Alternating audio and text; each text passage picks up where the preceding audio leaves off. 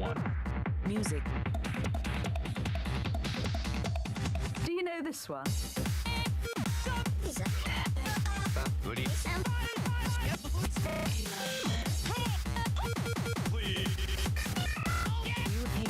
You're going.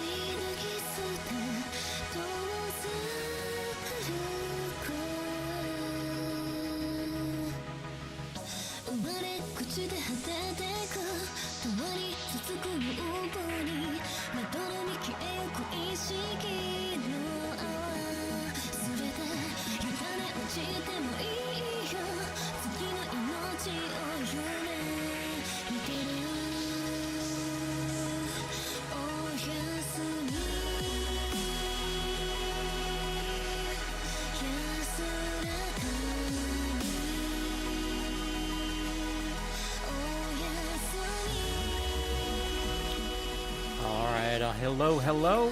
We're going to be starting up here in just a moment. I'm just getting everything squared away.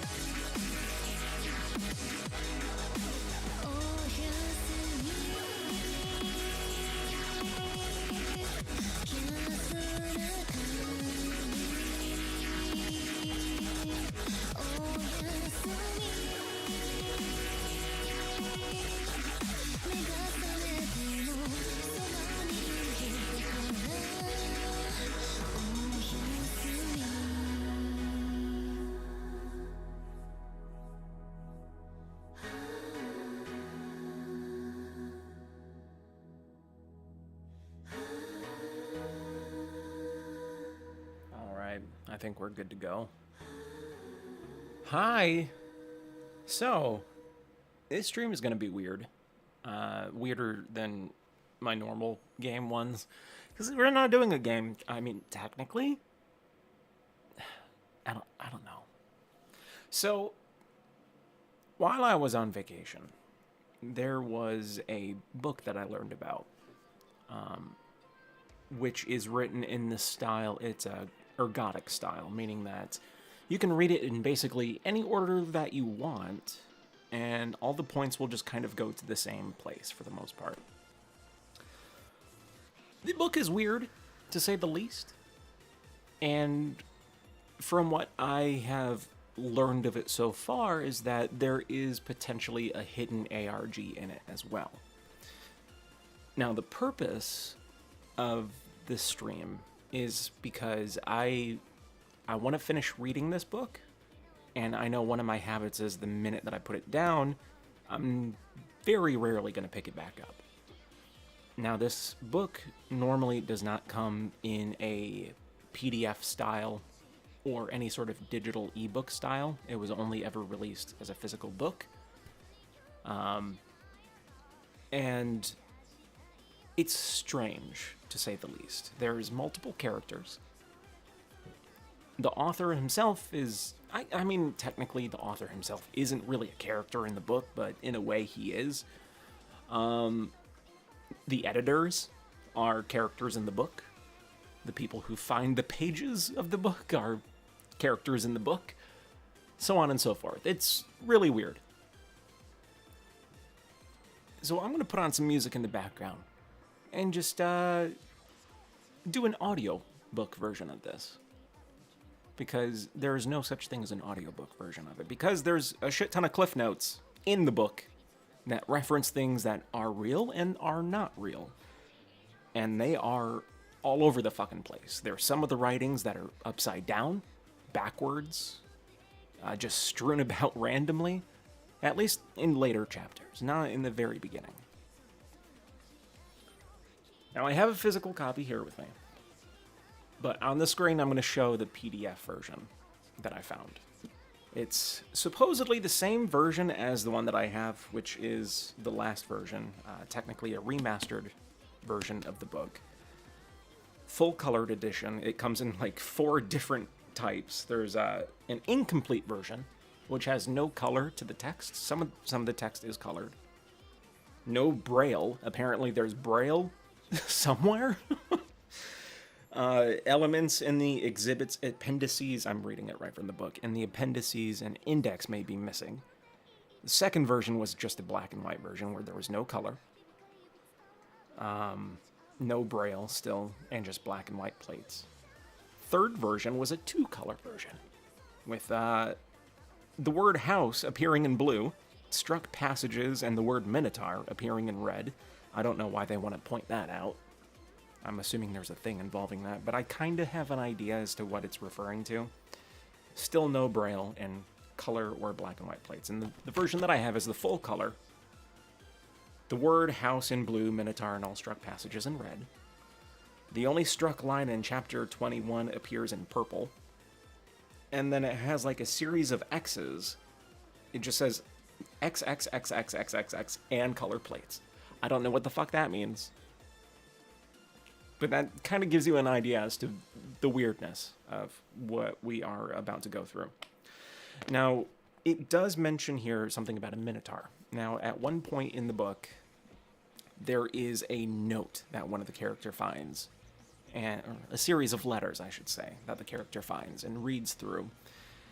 And it mentions in an earlier version, at least somewhere in an earlier version of the book, the full letters were available. Since this version's release, they ended up striking out most of those letters and released them as to their own separate book. So at some point, I'll most likely look into that as well. And to delve a little bit deeper onto the weirdness of this and how it may potentially have to do with ARGs is that the author's sister is actually in a band. And the author's sister actually has an entire album dedicated to the book. Each track is named after various things. And at one point in said book, there is a mention of the character going to a bar and hearing a band talk about a subject, or at least sing about a subject, as what appears early on in the book. So, I guess we'll get started here. It's weird. It's really weird. I love it. I actually really love this book. Now, let's get some music going before we do anything. I'll switch over here, and you can see that is the book right here. We're reading House of Leaves by Mark Z. Danielewski. Now, let me see if I can get the music going. Where did I put the music? Where did I put the music? Right there.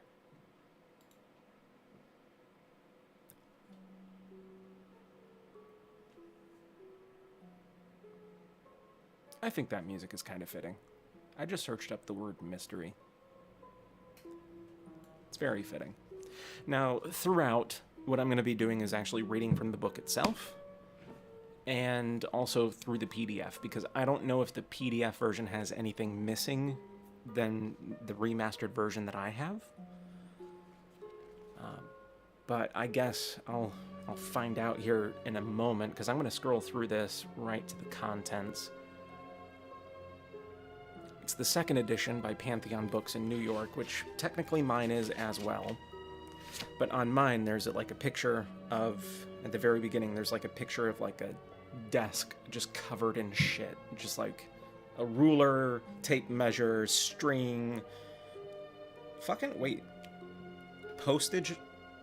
Postage stamps of Edgar Allan Poe.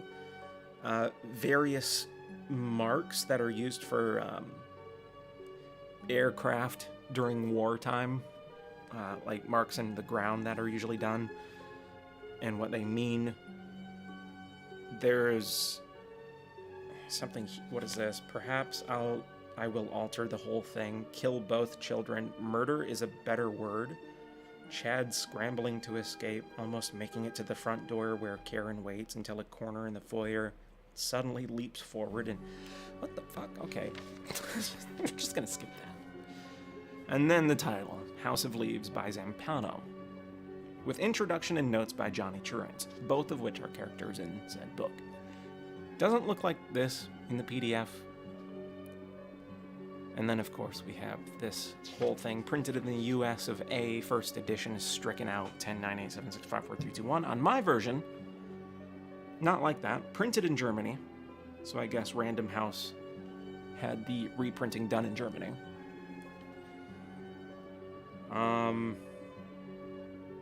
Of course, novel is a work of fiction, blah, blah, blah. All that's the same. Where are the contents? And that's actually what's in my book as well, right here. This is what I was reading off. Contents. We have a foreword, introduction, the Navidson record, which is the main section of the story. Exhibits 1 through 6.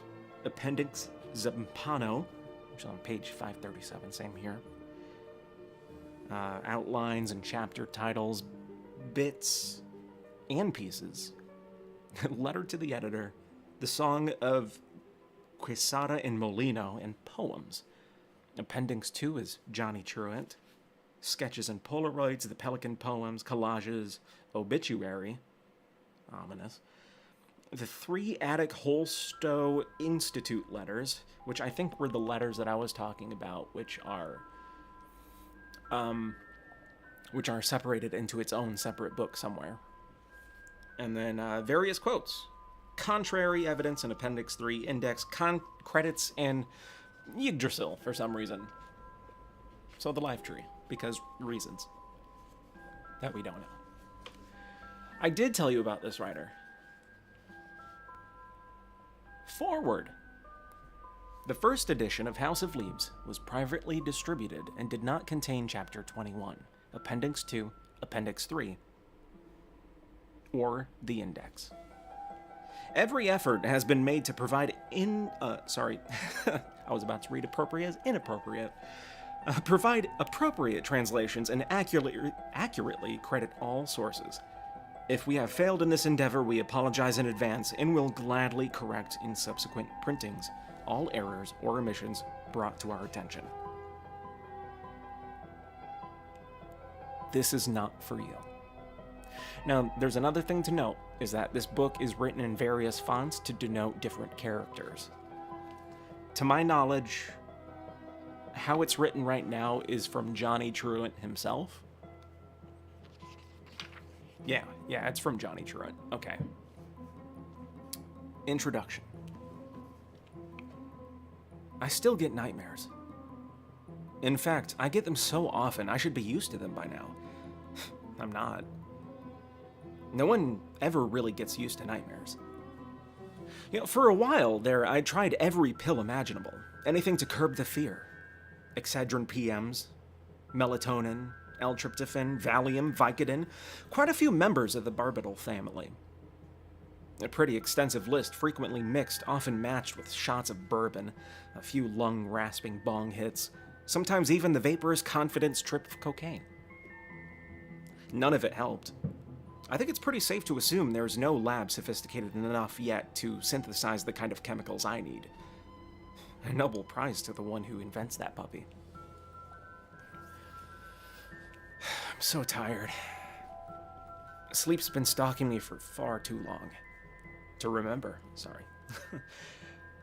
Inevitable, I suppose. Sadly, though, I'm not looking forward to the prospect. I say sadly because there was a time when I actually enjoyed sleeping. In fact, I slept all the time. That was before my friend Lude woke me up at 3 in the morning and asked me to come over to his place. Who knows? If I hadn't heard the phone ring, would everything be different now? I think about that a lot. Actually, Lude had told me about the old man a month or so before that fateful evening. Is that right? Fate? It sure as hell wasn't full. Or was it exactly that? I'd been in the throes of looking for an apartment after a little difficulty with the landlord who woke me up one morning convinced he was Charles of Gaul. I was so stunned by this announcement that before I could think twice, I'd already told him how, in my humble estimation, he did not at all resemble an airport, though the thought of a 757 landing on him was not at all disagreeable. I was promptly evicted. I could have put up a fight, but the place was a nut house. Anyway, and I was glad to leave. As it turned out, Chucky DeGaulle burnt the place to the ground a week later, told the police a 757 had crashed into it. Now, one thing to note here on the PDF version is that it doesn't use the color font, even though it says that it was. Every time the word house appears in this, even in nut house, it appears in blue. Don't know what the significance of that is, but just to let you know.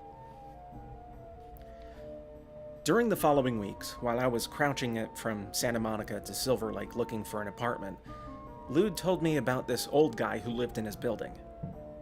He had a first-floor apartment, peering out over a wide, overgrown courtyard. Supposedly, the old man had told Lude he would be dying soon. I didn't think much of it, though it wasn't exactly the kind of thing you forget either. At the time, I just figured Lude had been putting me on. He likes to exaggerate. I eventually found a studio in Hollywood and settled back into my mind-numbing routine as an apprentice at a tattoo shop. It was the end of '96. Nights were cold. I was getting over this woman named Clara English who had told me she wanted to date someone at the top of the food chain. So I demonstrated my unflagging devotion to her memory by immediately developing a heavy crush on this stripper who had Thumper tattooed right beneath her G-string, barely an inch from her shaved pussy, or as she liked to call it, the happiest place on earth. Suffice it say, Lude and I spent the last hours of the year alone, scouting for new bars, new faces, driving recklessly through the canyons, doing our best to talk the high midnight heavens down with a whole lot of bullshit. We never did. Talk them down, I mean. Then the old man died. From what I can gather now, he was an American, though as I would later find out, those who worked with him detected an accent, even if they could never say for certain where it came from. He called himself Zampano. It was the name he put down on his apartment lease and on several other fragments I found. I never came across any sort of ID, whether a passport, license, or other official document insinuating that yes, he indeed was an actual and accounted for person. Who knows where his name really came from? Maybe it's authentic, maybe made up, maybe borrowed. A nom de plume, or my personal favorite, a nom de guerre. As Lude told it, Zampano had lived in the building for many years, and though he mostly kept to himself, he never failed to appear every morning and evening to walk around the courtyard. A wild place with knee-high weeds, and back then populated with over 80 stray cats. Apparently the cats liked the old man a lot, and though he offered no enticements, they would constantly rub up against his legs before darting back into the center of that dusty place. Anyway, Lude had been out very late with some woman he'd met at his salon. It was just after 7 when he finally stumbled back into the courtyard and, despite a severe hangover, immediately saw what was missing. Lude frequently came home early and always found the old guy working his way around the perimeter of all those weeds, occasionally resting on a sun-beaten bench before taking another round. A single mother who got up every morning at 6 also noted Zampano's absence. She went off to work, Lude went off to bed, but when dusk came and their old neighbor had still not appeared, both Lude and the single mother went to alert Flays, their resident building manager. Flays is part Hispanic, part Samoan. A bit of a giant, you might say. 6'4", 245 pounds, virtually no body fat. Vandals, junkies, you name it. They get near the building and Flays will lunge at them like a pit bull raised in a crack house, also in blue. And don't think he believes size and strength are invincible. If the interlopers are carrying, he'll show them his own gun collection, and he'll draw on them too, faster than Billy the Kid. But as soon as Lude voiced his suspicions about the old man, Pitbull and Billy the Kid went straight out the window. Flay suddenly couldn't find the keys. He started muttering about calling the owner of the building. After about 20 minutes, Lude was so fed up with his hemming and hawing, he offered to handle the whole thing himself. Flays immediately found the keys and with a big grin, plopped them into Lude's outstretched hand. Flays told me later he'd never seen a dead body before, and there was no question there would be a body, and that just didn't sit well with Flays. "We knew what we'd find," he said. "We knew that guy was dead." The police found Zampano just like Lude found him, lying face down on the floor. The paramedics said there was nothing unusual, just the way it goes. 80-some years and the inevitable kerplunk. The system goes down, lights blink out, and there you have it. Another body on the floor surrounded by things that don't mean much to anyone except to the one who can't take any of them along. Still, this was better than the prostitute the paramedics had seen earlier that day. She'd been torn to pieces in a hotel room. Parts of her used to paint the walls and ceiling red. Compared to that, this almost seemed pleasant. The whole process took a while. Police coming and going, paramedics attending to the body. For one thing, making sure the old man was really dead. Neighbors and eventually even flays poking their heads in to gawk, wonder, or just graze on a scene that might someday resemble their own end. When it was finally over, it was very late. Lude stood alone in the apartment. The corpse gone, officials gone. Even flays, the neighbors and other assorted snoops, all gone.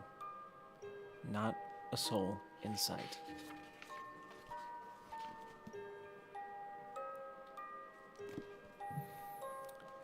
Wait, hold on. I feel like there may be a page missing here.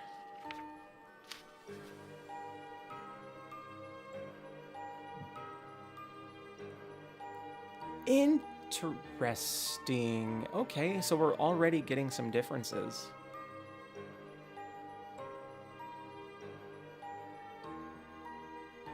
I'm trying to figure out what's different, but it's hard to tell. It looks like some of these paragraphs were added in my version.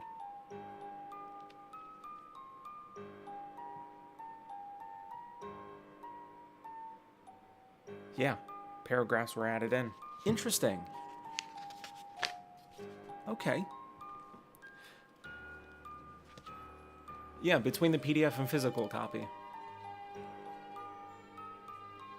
And they're both technically the same edition. Anyways. 80 fucking years old, alone in that piss hole, Lude had told me later. I don't want to end up like that. No wife, no kids, nobody at all, not even one fucking friend. I must have laughed because Lude suddenly turned on me. Hey, Hoss, don't think young and squirting lots of cum guarantees you shit. Look at yourself, working at a tattoo shop, falling for some stripper named Thumper. And he was sure right about one thing. Zampano had no family, no friends, and hardly a penny to his name. The next day, the landlord posted a notice of abandonment, and a week later, after declaring that the contents of the apartment were worth less than $300, he called some charity to haul the stuff away. That was the night Lude made his awful discovery, right before the boys from Goodwill or wherever they came from swept in with their gloves and hand trucks. When the phone rang, I was fast asleep. Anybody else I would have hung up on, but Lude's a good enough friend I actually dragged my ass out of bed at 3 in the morning and headed over to Franklin. He was waiting outside the gate with a wicked gleam in his eye. It does for me, Hoss. I should have turned around right then. I should have known something was up, at the very least sensed the consequence lingering in the air, in the hour, in Lude's stare, in all of it, and fuck. I must have been some kind of moron to have been so oblivious to all those signs.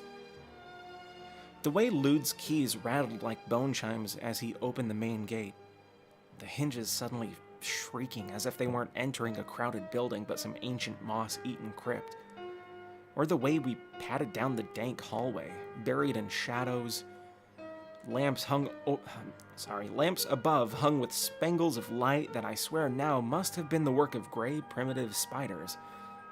Or, probably most important of all, the way Lude whispered when he told me things. Things I couldn't give a damn about back then, but now, well, my nights would be a great deal shorter if I didn't have to remember them. Ever see yourself doing something in the past, and no matter how many times you remember it, you still want to scream stop? Somehow redirect the action, reorder the present? I feel that way now, watching myself tugged stupidly along by inertia, my own inquisitiveness or whatever else, and it must have been something else. Though what exactly I have, no clue. Maybe nothing. Maybe nothing's all. A pretty meaningless combination of words. Nothing's all. But one I like just the same. It doesn't matter anyway. Whatever orders the path of all my yesterdays was strong enough that night to draw me past all those sleepers kept safely at bay from the living. locked behind their sturdy doors, until I stood at the end of the hall facing the last door on the left. An unremarkable door, too, but still a door to the dead. Are there any changes here as well? Looks like it kind of has. Yeah, there was some change here. I just don't know what. Lude, of course, had been unaware of the unsettling characteristics of our little journey to the back of the building. He had been recounting to me, in many ways dwelling upon, what had happened following the old man's death. "Two things, Hoss," Lude muttered as the gate glided open. "Not that they make much difference. And as far as I can tell, he was right. They have very little to do with what follows. I include them only because they're part of the history surrounding Zapanyo's death. Hopefully, you'll be able to make sense of what I can represent, though still fail to understand." "The first peculiar thing," Lude told me, leading the way around a short flight of stairs, "were the cats. Apparently, in the moments preceding the old man's death, the cats had begun to disappear. By the time he died, they were all gone. I saw one with its head ripped off, and another with its guts strewn all over the sidewalk. Mostly, though, they just vanished. The second peculiar thing you'll see for yourself," Lude said, lowering his voice even more as we slipped past the room of what looked suspiciously like a coven of musicians, all of them listening intently to headphones, passing around a spliff. "Right next to the body," Lude continued, "I found these gouges in the hardwood floor, a good 6 or 7 inches long. Very weird. But since the old man showed no sign of physical trauma, the cops let it go." He stopped. We had reached the door. Now I shuddered. Back then, I think I was elsewhere, more than likely daydreaming about Thumper. This will probably really wig you out. I don't care, but one night I even rented Bambi and got a hard-on. That's how bad I had it for her. Thumper was something else, and she sure beat the hell out of Clara English. Perhaps at that moment I was even thinking about what the two would look like in a cat fight. One thing's for sure, though. When I heard Lude turn the bolt and open Zampano's door, I lost sight of those dreams. What hit me first was the smell. It wasn't a bad smell, just incredibly strong, and it wasn't one thing either. It was extremely layered, a patina upon progressive patina of odor, the actual source of which had long since evaporated. Back then it had overwhelmed me so much of it, cloying, bitter, rotten, even mean. These days I can no longer remember the smell, only my reaction to it. Still, if I had to give it a name, I think I would call it the scent of human history. A composite of sweat, urine, shit, blood, flesh, and semen, as well as joy, sorrow, jealousy, rage, vengeance, fear, love, hope, and a whole lot more. All of which probably sounds pretty ridiculous, especially since the abilities of my nose are not really relevant here. What's important, though, is that this smell was complex for a reason. All the windows were nailed shut and sealed with caulking. The front entrance and courtyard doors all storm-proofed. Even the vents were covered with duct tape. That said, this peculiar effort to eliminate any ventilation in the tiny apartment did not culminate with bars on the windows or multiple locks on the doors. Zampano was not afraid of the outside world. As I've already pointed out, he walked around his courtyard and supposedly was even fearless enough to brave the LA public transport system for an occasional trip to the beach. An adventure even I'm afraid to make. Fucking herd. My best guess now is that he sealed his apartment in an effort to retain the various emanations of his things and himself. Where his things were concerned, they ran the spectrum. Tattered furniture, unused candles, ancient shoes, these in particular looking sad and wounded, ceramic bowls of full of rivets. Oh, sorry, I read it wrong. Ceramic bowls, as well as glass jars and small wood boxes full of rivets. Rubber bands, seashells, matches, peanut shells, 1,000 different kinds of elaborately shaped and colored buttons. One ancient beer stein held nothing more than discarded perfume bottles. As I discovered, the refrigerator wasn't empty, but there wasn't any food in it either. Zampano had crammed it full of strange, pale books. Of course, all that's gone now. Long gone. The smell, too. I'm left with only a few scattered mental snapshots. A battered Zippo lighter with patent pending printed on the bottom. The twinning metal ridge, looking a little like some tiny spiral staircase, winding down into the bulbous interior of a light socket. And for some odd reason, what I remember most of all, a very old tube of chapstick with an amber-like resin, hard and cracked. Which still isn't entirely accurate, though don't be misled into thinking I'm not trying to be accurate. There were, I admit, other things I recall about this place. They just don't seem relevant now. To my eye, it was all just junk.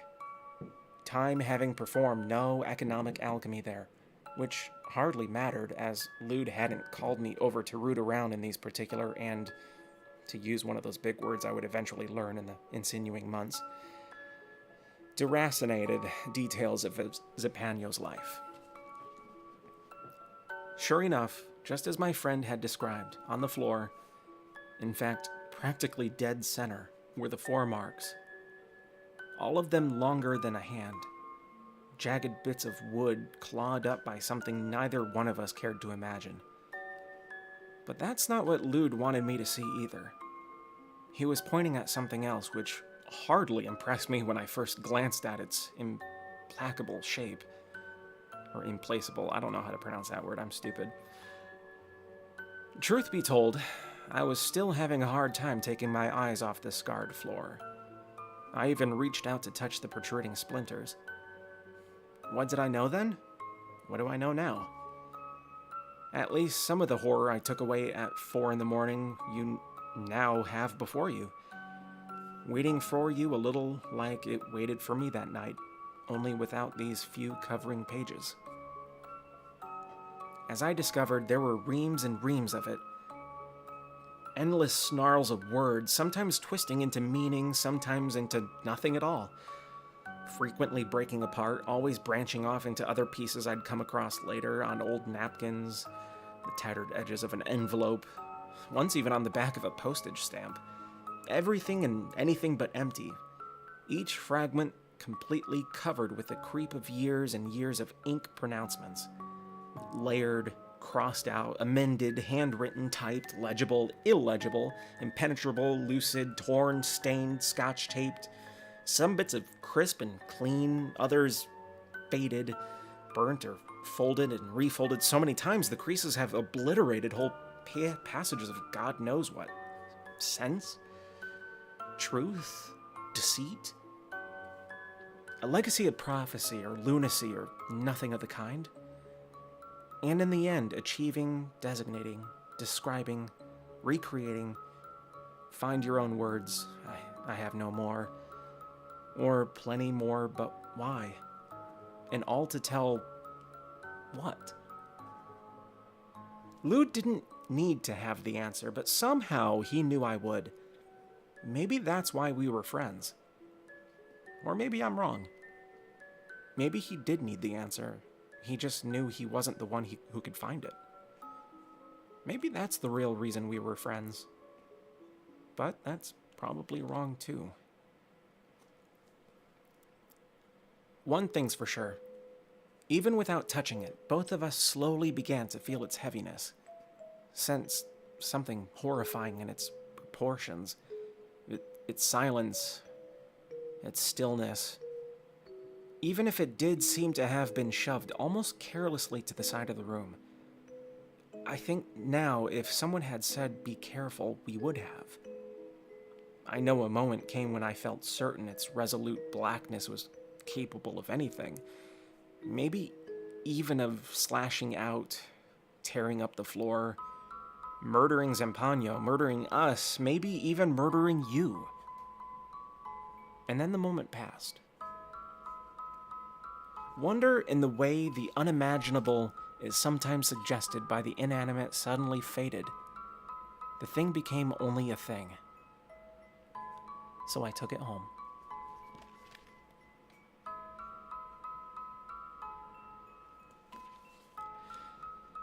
Back then, well, it's way back then by now, you could have found me downing shots of whiskey at I've been here, and I can't even pronounce it. Le Pobel, annihilating my inner ear at Bar Deluxe, or dining at Jones with some busty redhead I'd met at House of Blues, which of course is blue. Our conversation traversing wildly from clubs we knew well to clubs we'd like to know better. I sure as fuck wasn't bothered by Old Man Z's words.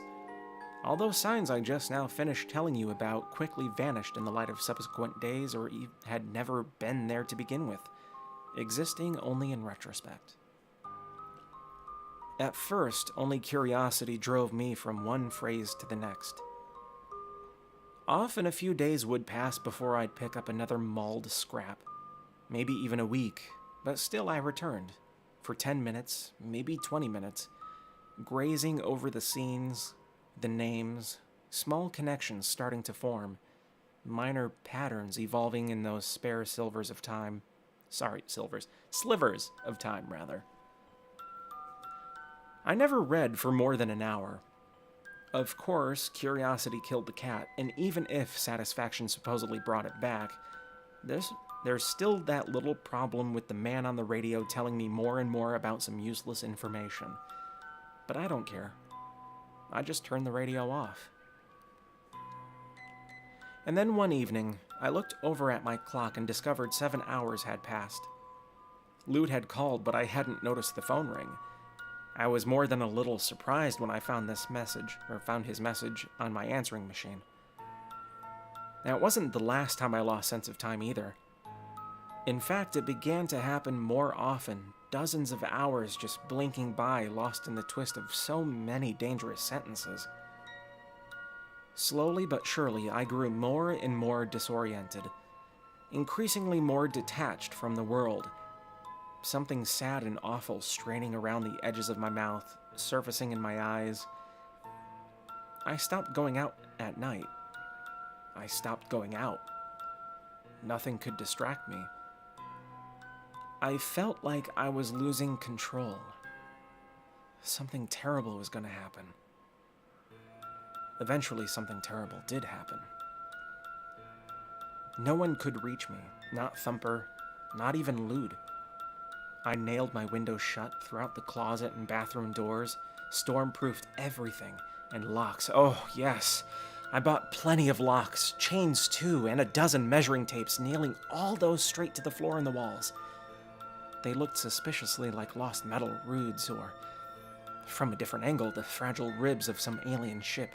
However, unlike Zampano, this wasn't about smell, this was about space. I wanted a closed, inviolate, and most of all, immutable space. At least the measuring tapes should have helped. They didn't. Nothing did. I just fixed myself some tea on the hot plate here. My stomach's gone. I can barely even keep this milked up stuff down, but I need the warmth. I'm in a hotel now. My studio's history. A lot these days is history. I haven't even washed the blood off yet. Not all of it's mine either. Still caked around my fingers. Signs of it on my shirt. What's happened here? I keep asking myself, what have I done? What would you have done? I went straight for the guns and I loaded them, and then I tried to decide what to do with them. The obvious thing was shoot something. After all, that's what guns are designed to do, shoot something. But who? Or what? I didn't have a clue. There were people in cars outside my hotel window. Midnight people I didn't know. midnight cars I've never seen before. I could have shot them. I could have shot them all. I threw up in my closet instead. Of course, I have only my own immeasurable stupidity to blame for winding up here. The old man left plenty of clues and warnings. I was the fool to disregard them. Or was it the reverse? Did I secretly enjoy them? At least I should have had some fucking inkling what I was getting into when I read this note, written just one day before he died. And there is a note here. January 5th, 1997. Whoever finds and publishes this work shall be entitled to all proceeds. I ask only that my name take its rightful place. Perhaps you will even prosper. If, however, you discover that readers are less than sympathetic and choose to dismiss the enterprise out of hand, then may I suggest you drink plenty of wine and dance in the sheets of your wedding night, for whether you know it or not, now you truly are prosperous. They say truth stands the test of time. I can think of no greater comfort than knowing this document failed such a test. That's where the note ends. Now, one thing to note as well is that the physical copy of this book does have a page preceding the actual title, and you can actually rip out that page, like it's glued to the main cover of the book. And when you do, it just leaves it so it says that the book is written by Zampano, the person who died. Just a fun little fact. Anyways, back to the story. Which back then meant absolutely nothing to me. I sure as hell didn't pause to think that some lousy words were going to land me in a shitty hotel room saturated with the stink of my own vomit. After all, as I fast discovered, Zampano's entire project is about a film which doesn't even exist. You can look. I have. But no matter how long you search, you will never find the Navidson record. In theaters or video stores. Furthermore, most of what's said by famous people has been made up. I tried contacting all of them. Those that took the time to respond told me that they never heard of Will Navidson, let alone Zampano. Or Zampano, I don't even know how to pronounce his name. As for the books cited in the footnotes, a good portion of them are fictitious. For instance, Gavin Young's Shots in the Dark doesn't exist, nor does the works of Hubert Howe Bancroft, Volume 28. On the other hand, virtually any dimwit can go to a library and find W.M. Lindsay and H.J. Thomas's Ancient Lore and Medieval Latin glossaries. There really was a rebellion on the 1973 Skylab mission, but Le Bel Nikoi et Le Beau Chien is made up as is. I assume the bloody story of Quesada and Molino. Add to this my own mistakes, and there's no doubt I'm responsible for plenty, as well as those errors Zampano made, which I failed to notice or correct. And you'll see why there's suddenly a whole lot here not to take too seriously.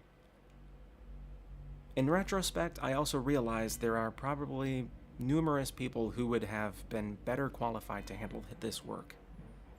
Scholars with PhDs from Ivy League schools and minds greater than any Alexandrian library or WorldNet. Problem is, those people were still in their universities, still on their net and nowhere near Whitley when an old man without friends or family finally died. Zampano, I've come to recognize now, was a very funny man, but his humor was that wry, desiccated, kind soldier's whisper, all their jokes subsurface, their laughter amounting to little more than a tick in the corner of the mouth, told as they wait together in their outpost, slowly realizing that help's not going to reach them in time, and come nightfall, no matter what they've done or what they try to say, slaughter will overrun them all. Carrion dawn for vultures. See, the irony is it makes no difference that the documentary at the heart of this book is fiction. Zampano knew from the get-go that what's real or isn't real doesn't matter here. the consequences are the same.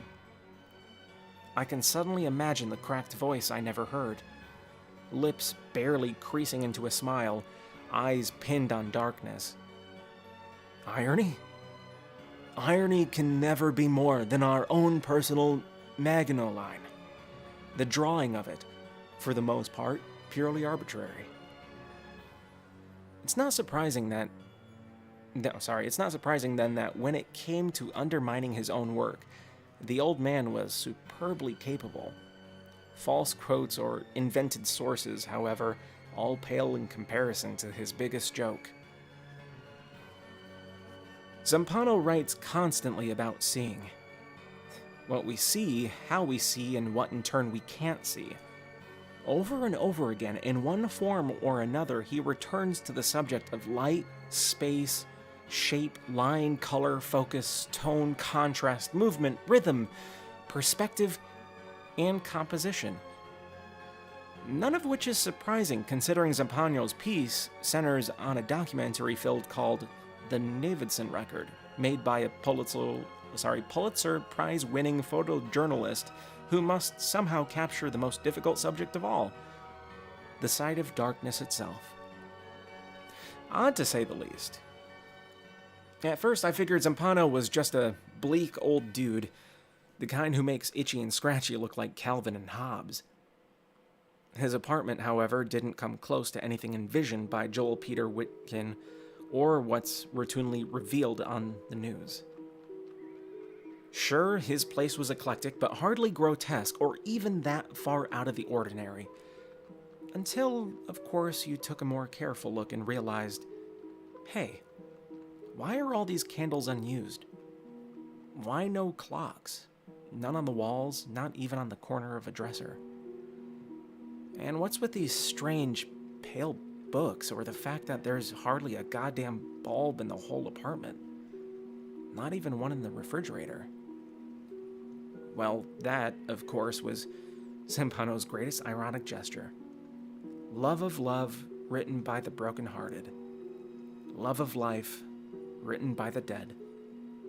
All this language of light, film, and photography.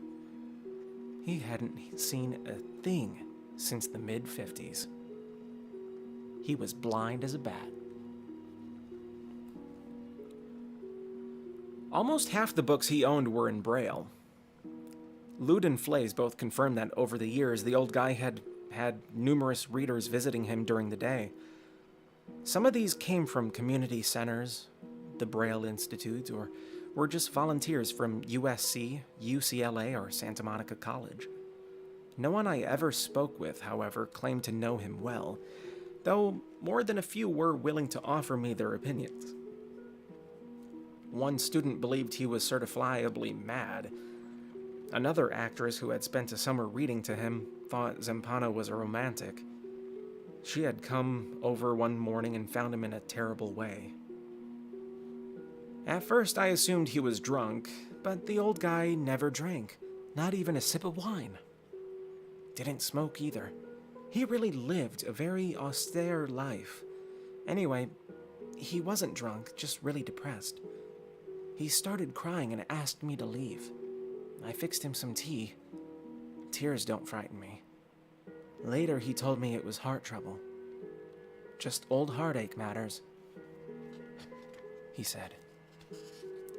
Whoever she was, she must have been really special.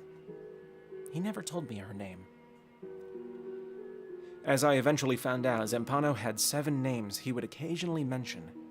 Beatrice, Gabrielle, Anne-Marie, Dominique, Eliane, Isabelle, and Claudine.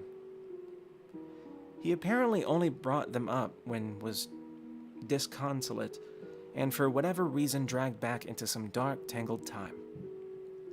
At least, there's something more realistic about 7 lovers than one mythological Helen.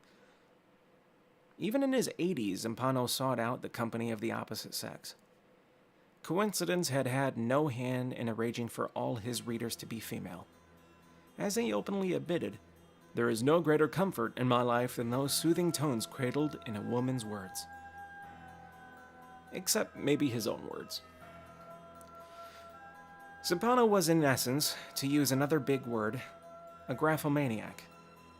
He scribbled until he died, and while he came close a few times, he never finished anything, especially the work he would unabashedly describe as either his masterpiece or his precious darling. Even the day before he failed to appear in that dusty courtyard, he was dictating long, discursive passages, amending previously written pages, and restructuring an entire chapter. His mind never ceased branching out into new territories. The woman who saw him for the last time remarked that whatever it was he could never quite address in himself prevented him from ever settling. Death finally saw to that. With a little luck, you'll dismiss this labor react as Zampano had hoped. Call it needlessly complicated, pointlessly obtuse, prolix, your word, ridiculously conceived, and you'll believe all you've said. And then you'll put it aside. Though even here, just that one word, aside, makes me shudder for what it is ever really just put aside. And you'll carry on, eat, drink, and be merry, and most of all, you'll sleep well. Then again, there's a good chance that you won't. This much I'm certain of. It doesn't happen immediately. You'll finish, and that will be that, until a moment will come, maybe in a month, maybe a year, maybe even several years.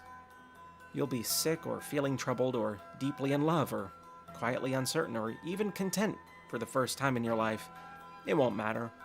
Out of the blue, beyond any cause you can trace, you'll suddenly realize things are not how you perceive them to be at all. For some reason, you will no longer be the person you believed you once were. You'll detect slow and subtle shifts going on all around you. More importantly, shifts in you. Worse, you'll realize it's always been shifting, like a shimmer of sorts. A vast shimmer only dark like a room. But you won't understand why or how.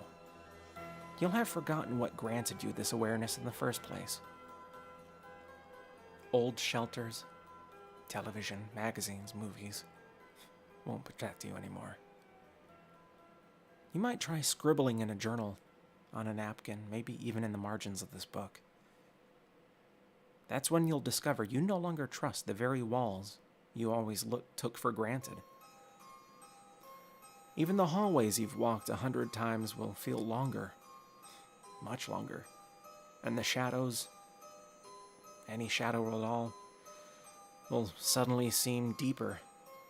Much, much deeper. You might try then, as I did, to find a sky so full of stars it will blind you again. Only no sky can blind you now. Even with all that iridescent magic up there, your eye will no longer linger on the light. It will no longer trace constellations.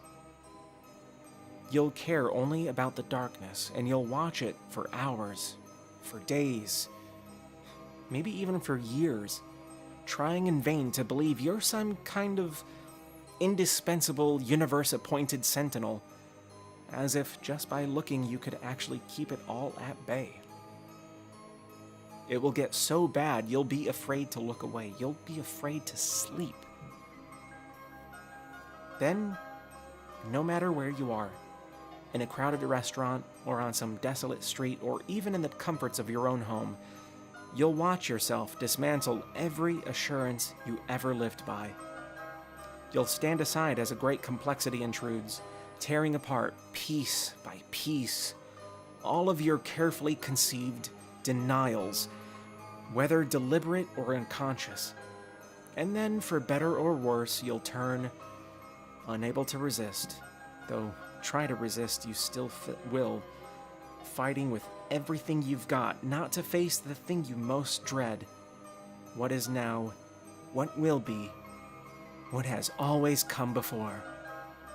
The creature you truly are, the creature we all are, buried in the nameless black of a name. And then the nightmares will begin. Johnny Truant, October 31st, 1998, Hollywood, California. And that's the end of the first little part there. You can see the Davidson record being bold text. And then, of course, the next part starts with Muses sign. A scene. I don't know what that is. I think that's German. What does that mean? I don't know German enough. Muss es sein. Let's take a look.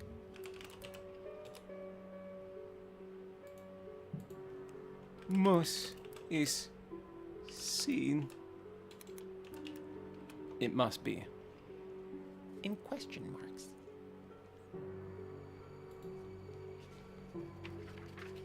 Now you know why I fucking love this. It's high-key eldritch horror, but told in a modernistic, ergodic, postmodern way. And it's really cool. The Davidson record. Chapter 1. I saw a film today. Oh boy. Quote from the Beatles.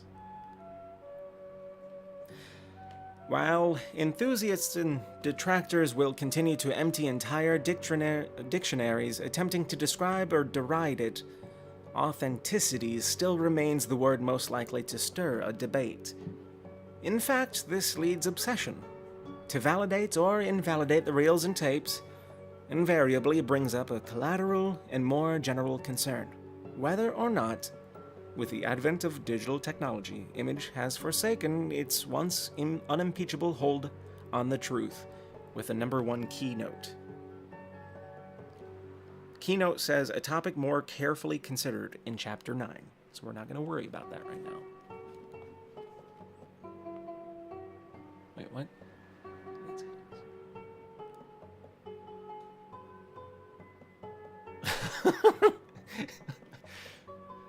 You what, mate? Okay. For the most part, skeptics call the whole effort a hoax, but grudgingly admit the Davidson record is a hoax of exceptional quality. Unfortunately, out of those who accept its validity, many tend to swear its allegiance to tabloid UFO sightings. Clearly, it is not easy to appear credible when, after vouching for the film's verity, the discourse suddenly switches to why Elvis is still alive and probably wintering in the Florida Keys. Cliff Note 2. See Daniel Bowler's Resurrection on Ash Tree Lane. Elvis, Christmas Past, and Other Non-Entities. Published in The House, which is also in blue.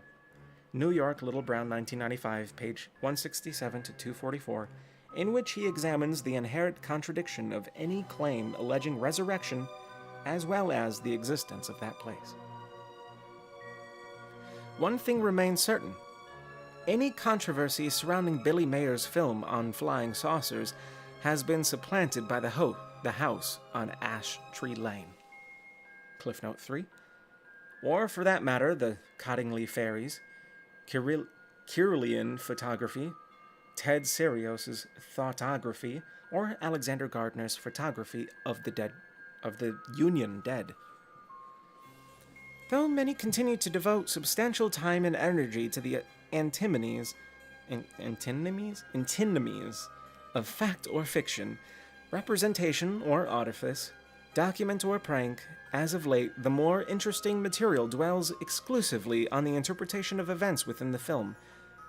This direction seems more promising, even if the house itself, like Melville's behemoth, remains resistant to summation. Much like its subject, the Davidson record itself is also uneasily contained, whether by category or election.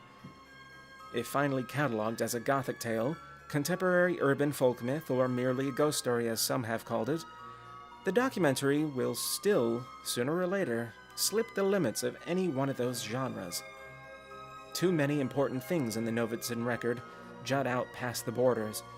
Where one might expect horror, the supernatural, or traditional paroxysms of dread or fear, one discovers disturbing sadness, a sequence on radioactive isotopes, or even laughter over a Simpsons episode.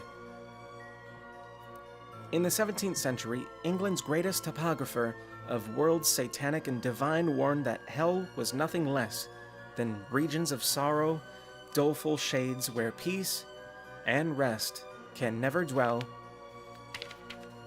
Hope never comes, that comes to all.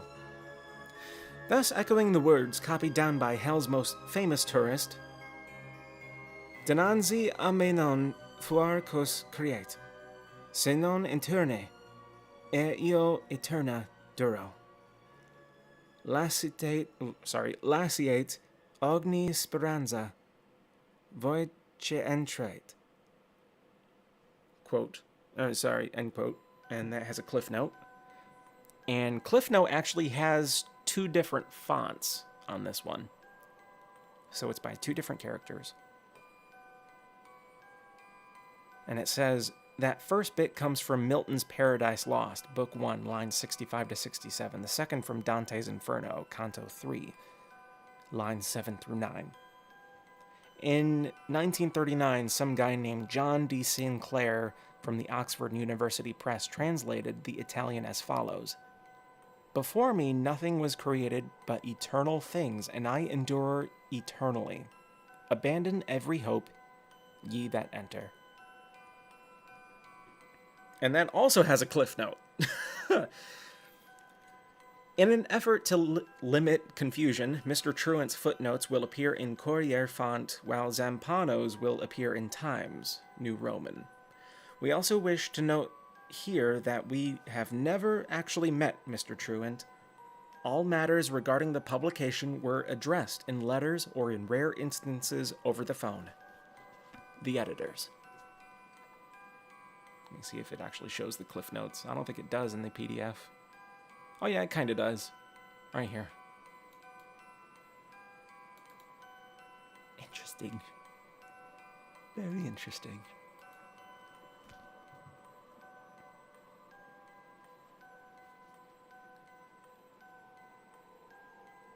Where was I? Oh yeah. Even today, many people still feel the Navidson record, in spite of all its existential refinements and contemporary allusions, continues to reflect those exact sentiments. In fact, a few eager intellectuals have already begun to treat the film as a warning in and of itself, perfectly suited for hanging whole above the gates of such schools as architectonics, Papalmo, consequentialism, neoplasticism, phenomenology, information theory, Marxism, biosemiotics, to say nothing of psychology, medicine, New Age spirituality, art, and even neo-minimalism. Will Davidson, however, remain stalwart in his insistence that his documentary should be taken literally. As he himself says, quote, all this, don't take it as anything else but this. And if one day you find yourself passing by that house, don't stop. Don't slow down. Just keep going. There's nothing there. Beware. End quote. Considering how the film ends, it is not surprising that more than a handful of people have decided to heed his advice. The Davidson record did not first appear as it does today. Nearly 7 years ago, what surfaced was the 5.5-minute hallway. A 5.5-minute optical illusion barely exceeding the abilities of any NYU film school graduate. The problem, of course, was the accompanying statement that claimed all of it was true. In one continuous shot, Davidson, whom we never actually see, momentarily focuses on a doorway on the north wall of his living room before climbing outside of the house, through a window to the east of that door, where he trips slightly on the flower bed, redirects the camera from the ground to the exterior white clapboard, then moves right, crawling back inside the house, through a second window, this time to the west of that door, where we hear him grunt slightly as he knocks his head on the sill, eliciting light laughter from those in the room, presumably Karen, his brother Tom, and his friend Billy Reston. Though, like Davidson, they too never appear on camera. before finally returning us to the starting point, thus completely circling the doorway and so proving, beyond a shadow of a doubt, that insulation or siding is the only possible thing this doorway could lead to, which is when all laughter stops, as Davidson's hand appears in frame and pulls open the door, revealing a narrow, black hallway, at least 10 feet long, prompting Davidson to reinvestigate, once again leading us on another circumambulation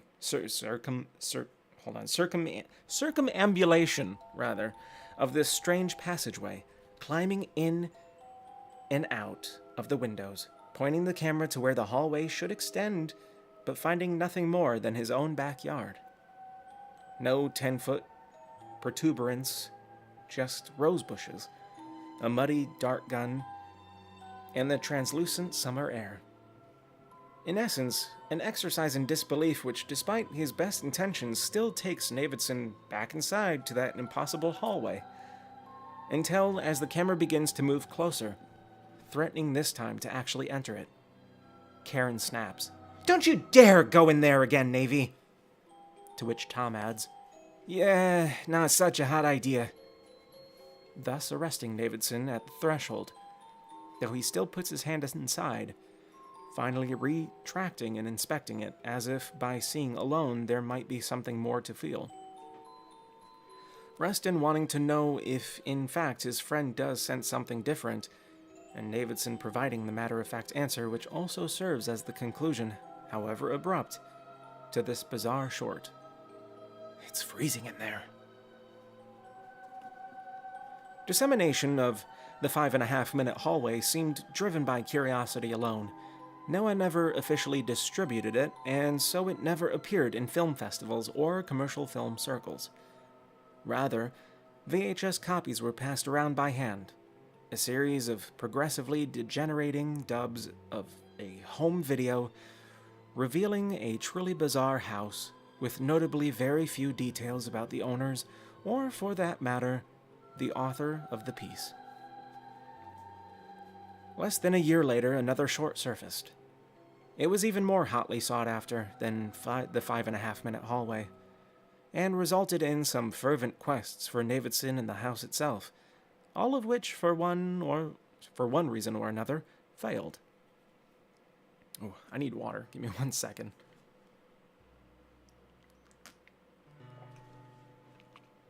Oh, agua. Unlike the first, this short was not a continuous shot, prompting many to speculate that the 8 minutes making up exploration number 4, end quote, were in fact bits of a much larger whole. The structure of exploration number 4 is highly discontinuous, jarring, and as evidenced by many poor edits, even hurried. The first shot catches Davidson mid-phrase. He is tired, depressed, and pale. Days. I think, and I don't know. Drinking something unclear what. Actually, I'd like to burn it down. Can't think clearly enough to do it, though. and now, this. The next shot jumps to Karen and Tom arguing over whether or not to go in after him. At this point, it remains unclear to whom they are referring. There are several more shots. Trees in winter, blood on the kitchen floor. One shot of a child, Daisy, crying. Then back to Davidson. Nothing but this tape, which I've seen enough times. It's more like a memory than anything else, and I still don't know. Was he right, or just out of his mind? Followed by 3 more shots. Dark hallways, windowless rooms, stairs. Then a new voice. I'm lost. Out of food. Low on water. No sense of direction. Oh, God. The speaker is a bearded, broad-shouldered man with frantic eyes. He speaks rapidly and appears short of breath. Holloway Roberts. Born in Menominee, Wisconsin. Bachelor's from UMass. There's something here. It's following me. No, it's stalking me. I've been stalked by it for days, but for some reason it's not attacking. It's waiting. Waiting for something. I don't know what. Holloway Roberts. Menominee, Wisconsin. I'm not alone here. I'm not alone. Thus bringing to an end this strange abstract which, as the release of the Davidson record revealed, was sparingly incomplete. Then for 2 years, nothing. Few clues about who any of these people were, though eventually a number of photographers in the news community did recognize the author as none other than Will Davidson, the prize-winning photojournalist who won the Pulitzer for his picture of a dying girl in Sudan. Unfortunately, this discovery only generated a few months of heated speculation before, in the absence of press corroboration, the location of the house, or for that matter, any comment by Davidson himself, interest died out. Most people just wrote it off as some kind of weird hoax, or, because of the unusual conceit, an aberrant UFO sighting. Nevertheless, the deteriorating dubs did circulate, and in some trendy academic circles, a debate began. Was the subject a haunted house? What did Holloway mean by lost? How could anyone be lost in a house for days anyway? Furthermore, what was someone with Davidson's credentials doing creating 2 strange shorts like these? And again, was this artifice or reality? Certainly a good deal of the debate was sustained by a bit of old-fashioned cultural elitism. People talked about the Davidson pieces because they were lucky enough to have seen them. Lee Sinclair suspects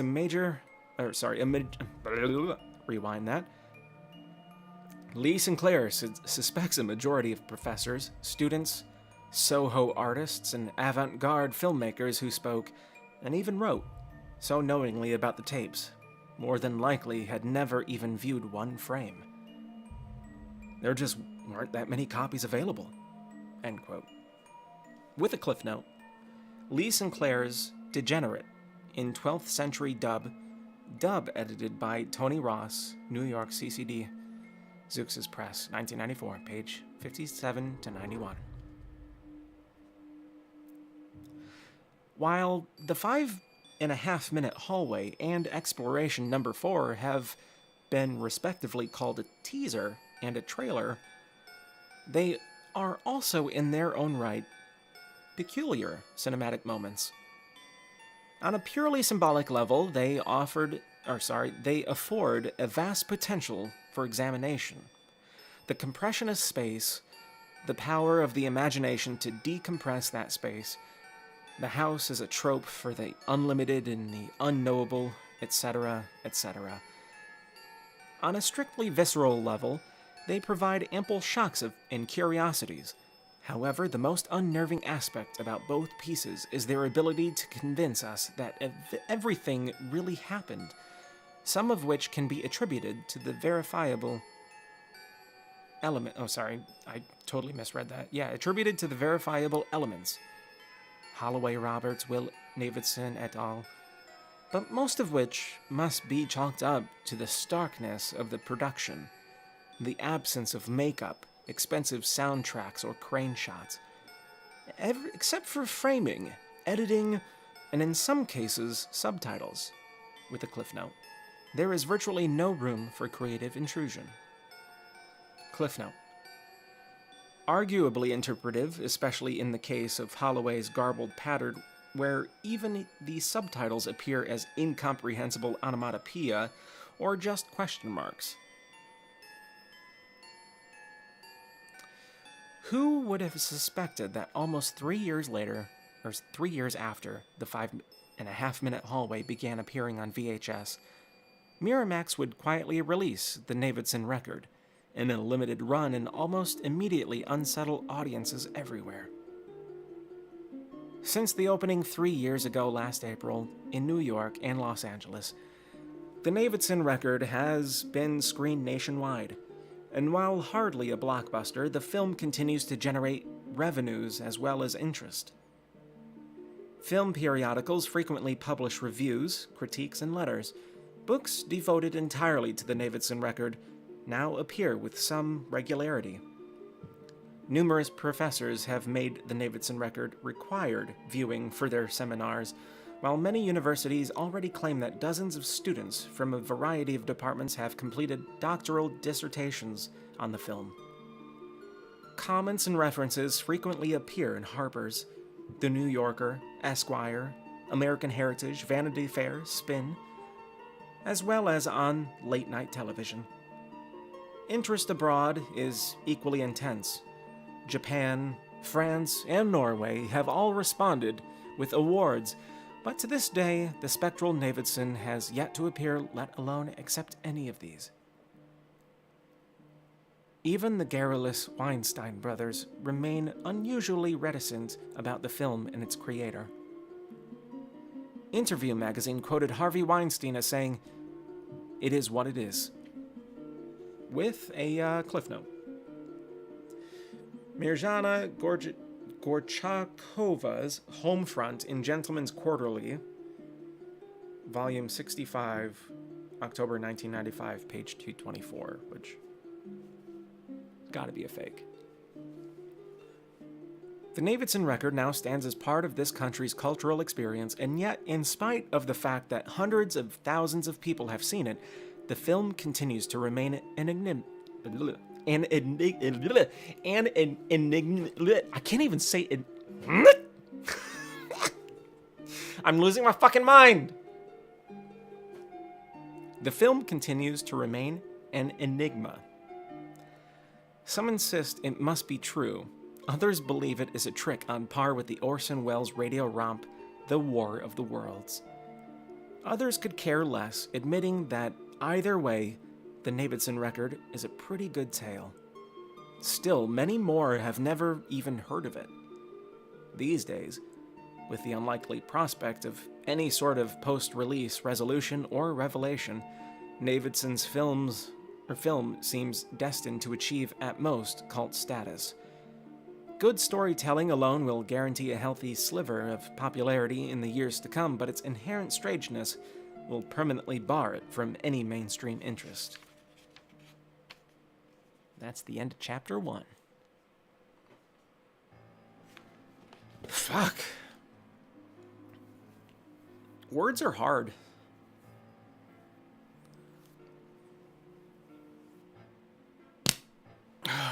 This music is fitting, though.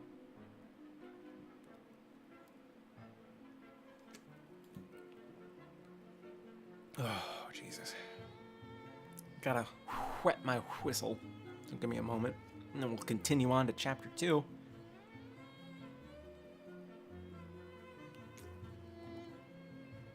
How am I on time? Not even 10 o'clock. Nice.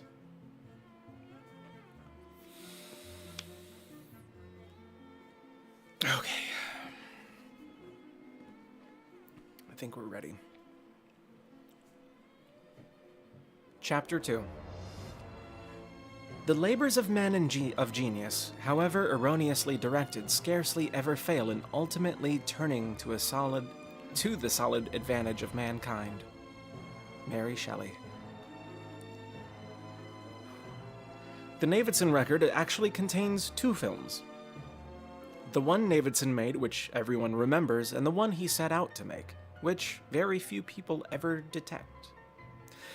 While easily overshadowed by the finished film, the filmmaker's original intentions provide an early context in which to view the peculiar properties of the house later on.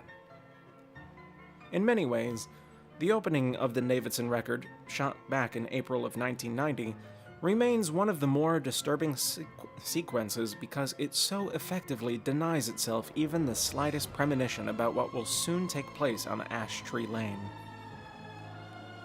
move some windows here so I could actually see chat. There we go. Not once during those initial minutes does Navidson indicate he knows anything about the impending nightmare he and his entire family are about to face.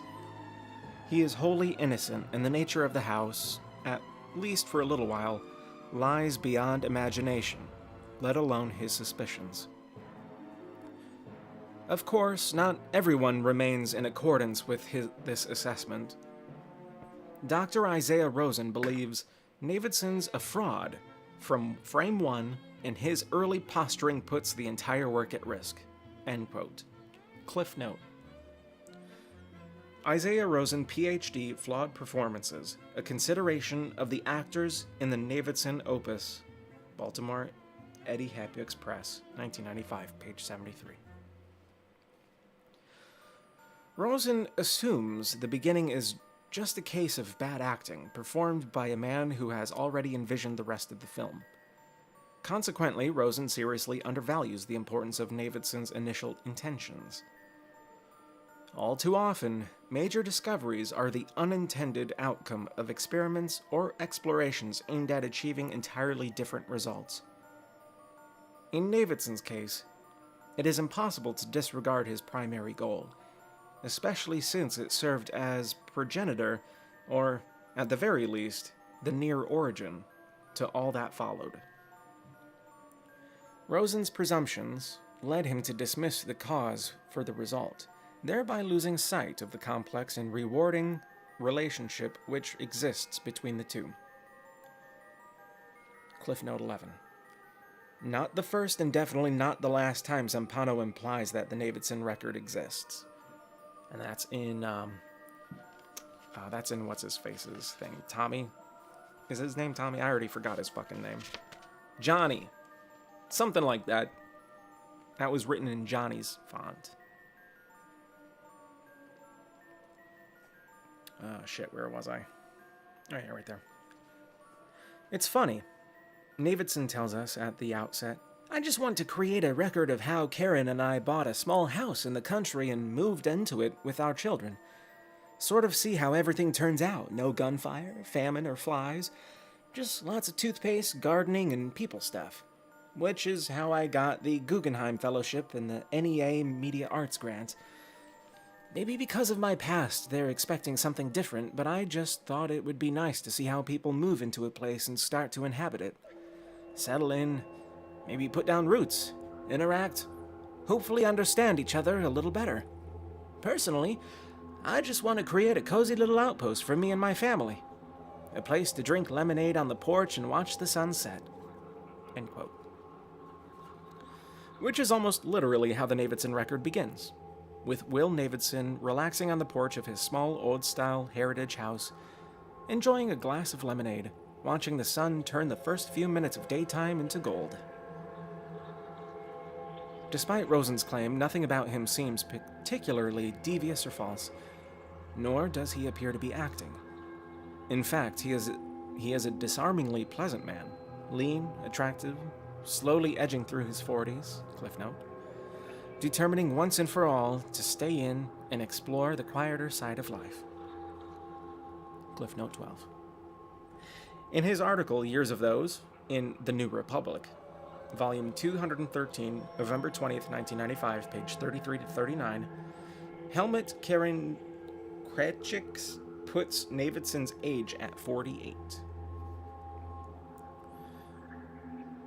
At least initially, he succeeds providing us with pristine glimpses of the Virginia countryside, the rural neighborhood, purple hills born on the fringe of night, before moving past these establishing shots and focusing more closely on the process of moving into the house itself, unrolling pale blue oriental rugs, arranging and rearranging furniture, unpacking crates, replacing light bulbs, and hanging pictures, including one of his own prize-winning photographs. In this way, Navidson not only reveals how each room is occupied, but how everyone has helped apply his or her own personal texture. At one point, Navidson takes a break to interview his two children. These shots are also impeccably composed. Son and daughter bathed in sunlight, their warmly lit faces framed against a cool backdrop of green lawn and trees. His 5-year-old daughter, Daisy, approves of their new house. "It's nice here," she giggles shyly, though she is not too shy to point out the absence of stores like Bloomingdale's. Chad, who is 3 years older than Daisy, is a little more self-conscious, even serious. Too often, his response has been misread by those aware of the film's ending. It is important to realize, however, that at this point in time, Chad had no sense what the future holds. He is merely expressing anxieties natural for a boy his age, who has just been uprooted from his home in the city and deposited in a vastly different environment. As he tells his father, what he misses most is the sound of traffic. It seems the noise made by trucks and taxicabs created for him a kind of evening lullaby. Now he finds it difficult to fall asleep in the quiet. What about the sound of crickets?" Davidson asks. Chad shakes his head. "It's not the same. I don't know. Sometimes it's just silent. No sound at all." "Does that scare you?" Chad nods. "Why?" asks his father. "It's like something's waiting." "What?" Chad shrugs. "I don't know, Daddy. I just like the sound of traffic." Cliff Note 13. The question of lengthy narrative descriptions in what is purportedly a critical exegesis is addressed in Chapter 5, footnote 67, ed., and that is written in the editor's font, like the actual editor. Of course, Navidson's pastoral take on his family's move hardly reflects the far more complicated and significant impetus behind his project, namely his foundering relationship with longtime companion Karen Green. While both have been perfectly content not to marry, Navidson's constant assignments abroad have led to increased alienation and untold personal difficulties. After nearly 11 years of constant departures and brief returns, Karen has made it clear that Navidson must either give up his professional habits or lose his family. Ultimately, unable to make this choice, he compromises by turning reconciliation into a subject for documentation. None of this, however, is immediately apparent. In fact, it requires some willful amnesia of the more compelling sequences ahead, if we are to detect the subtle valences operating between Will and Karen, or as Donna York phrased it, the way they talk to each other, the way they look after each other, and of course, the way that they don't. Cliff Note. Donna York's In Twain in Red Book, Volume 186, January 1996, page 50. Navidson, we learn, began his project by mounting a number of high 8s around the house and equipping them with motion detectors to turn them on and off whenever someone enters or leaves the room. With the exception of the 3 bathrooms, there are 2 cameras in every corner of the house. Navidson also keeps on hand 2 16mm Ariflexes and his usual battery of 35mm cameras. Nevertheless, as everyone knows, Navidson's project is pretty crude. Nothing, for instance, like the constant eye of CCTV systems routinely installed in local banks or the lavish equipment and multiple camera operators required on NTV's Real World. The whole effort would seem very home movie-ish, at best, were it not for the fact that Navidson is an exceptionally gifted photographer who understands how 1/60th of a second can yield an image worth more than 24 hours of continuous footage. He is not interested in showing all the coverage or attempting to capture some kind of Catholic or otherwise mythical view. Instead, he hunts for moments, pearls of the particular, an unexpected phone call, a burst of laughter, or some snippet of conversation which might elicit from us an emotional spark, and perhaps even a bit of human understanding. More often than not, the near wordless fragments Davidson selects reveal what explication could only approximate. Two such instances seem especially sublime. And because they are so short and easy to miss, it is worth reiterating their content here. In the first one, we see Davidson climbing to the top of the stairs with a crate full of Karen's things. Their bedroom is still cluttered with lamps and bubble wrap and assorted unpacked suitcases and garbage bags full of clothes. Nothing hangs on the walls, their bed is not made.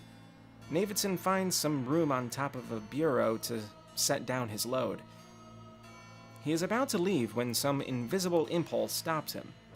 He takes Karen's jewelry box out of the crate, lifts the hand-carved horn lid, and removes the inner tray.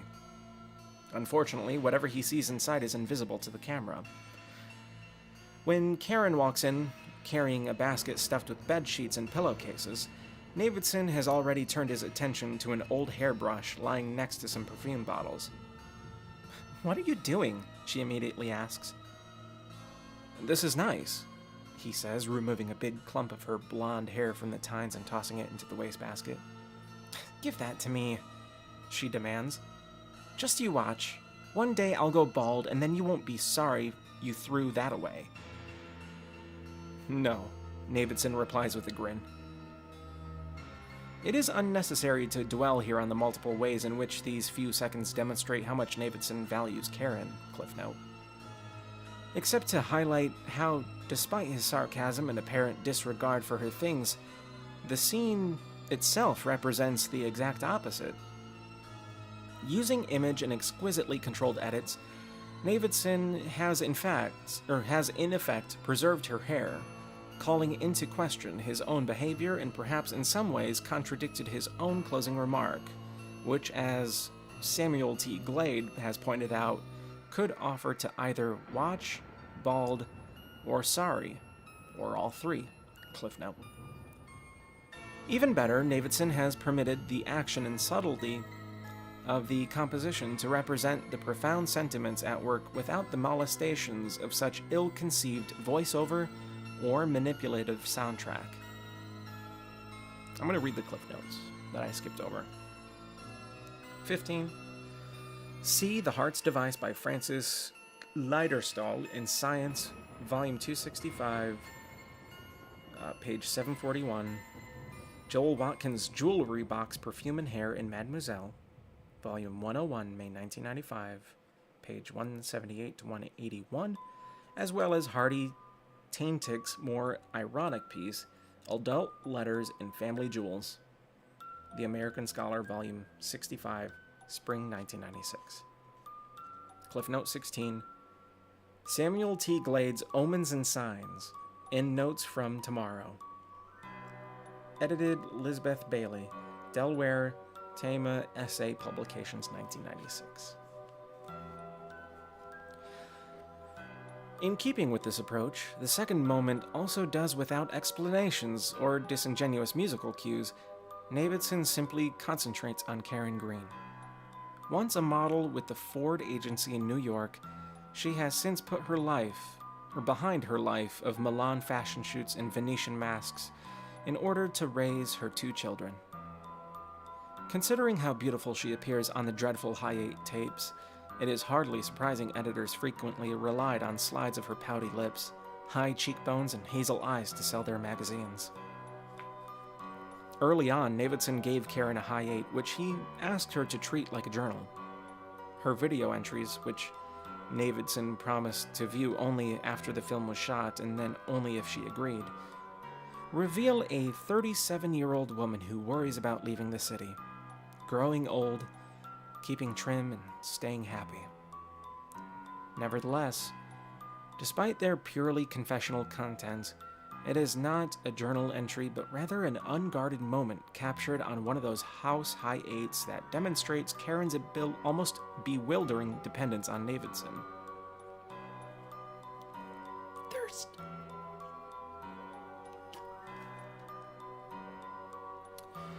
Karen sits with Chad and Daisy in the living room. The children in the midst of a candle-making project which involves several empty egg cartons, a dozen long lengths of wick, a bucket of plaster of Paris, and a jar full of crystal wax. Using a pair of red-handled scissors, Daisy cuts the wicks down to 3-inch pieces and then presses them down into an egg cup, which Chad in turn fills with a layer of plaster, followed by a layer of the tiny wax beads. The result is some kind of candle with plenty of goop to go around, most of it ending up on the children's hands. Karen helps brush the hair out of her daughter's eyes, lest she try to do it herself and end up smearing plaster all over her face. And yet, even though Karen keeps Chad from overfilling the molds, or Daisy from hurting herself with the scissors, she still cannot resist looking out the window every couple minutes. The sound of a passing truck causes her to glance away. Even if there is no sound, the weight of 100 seconds always turns her head. Though clearly a matter of opinion, Karen's gaze seems just as lost as it is surfeit with love and longing. Cliff Note 17. The reasons are, in part, answered when at last Navidson's car pulls into the driveway. Karen hardly attempts to contain her relief. She instantly leaps up from the mini candle factory and dashes from the room. Seconds later, no doubt thinking better of herself, she returns. Daisy, hold off using the scissors until I get back. Mommy, Daisy shrills. You heard what I said. Chad, keep an eye on your sister. Mommy, Daisy squealing even louder. Daisy, Mommy also wants you to look after your brother. This seems to appease the little girl, and she actually settles down, smugly eyeing Chad, even as she continues to snip wicks. Strangely enough, by the time Karen reaches Navidson in the foyer, she has quite effectively masked all her eagerness to see him. Her indifference is highly instructive. In that peculiar contradiction that serves as connective tissue in so many relationships, it is possible to see that she loves Navidson almost as much as she has no room for him. Hey, the water heater's on the fritz, she manages to say. When did that happen? She accepts his brief kiss. I guess last night. And that has Cliff Note 18. Now, before we go on to the Cliff Notes, Cliff Note 18 is 2 pages long. Actually, three pages? 4 pages. Sorry, still counting. 5 pages. 4. Hold on. 1, 2, 3, 4. Yeah, 4 pages long. Technically 5 because it goes into the next section as well. What the fuck? Let me show you.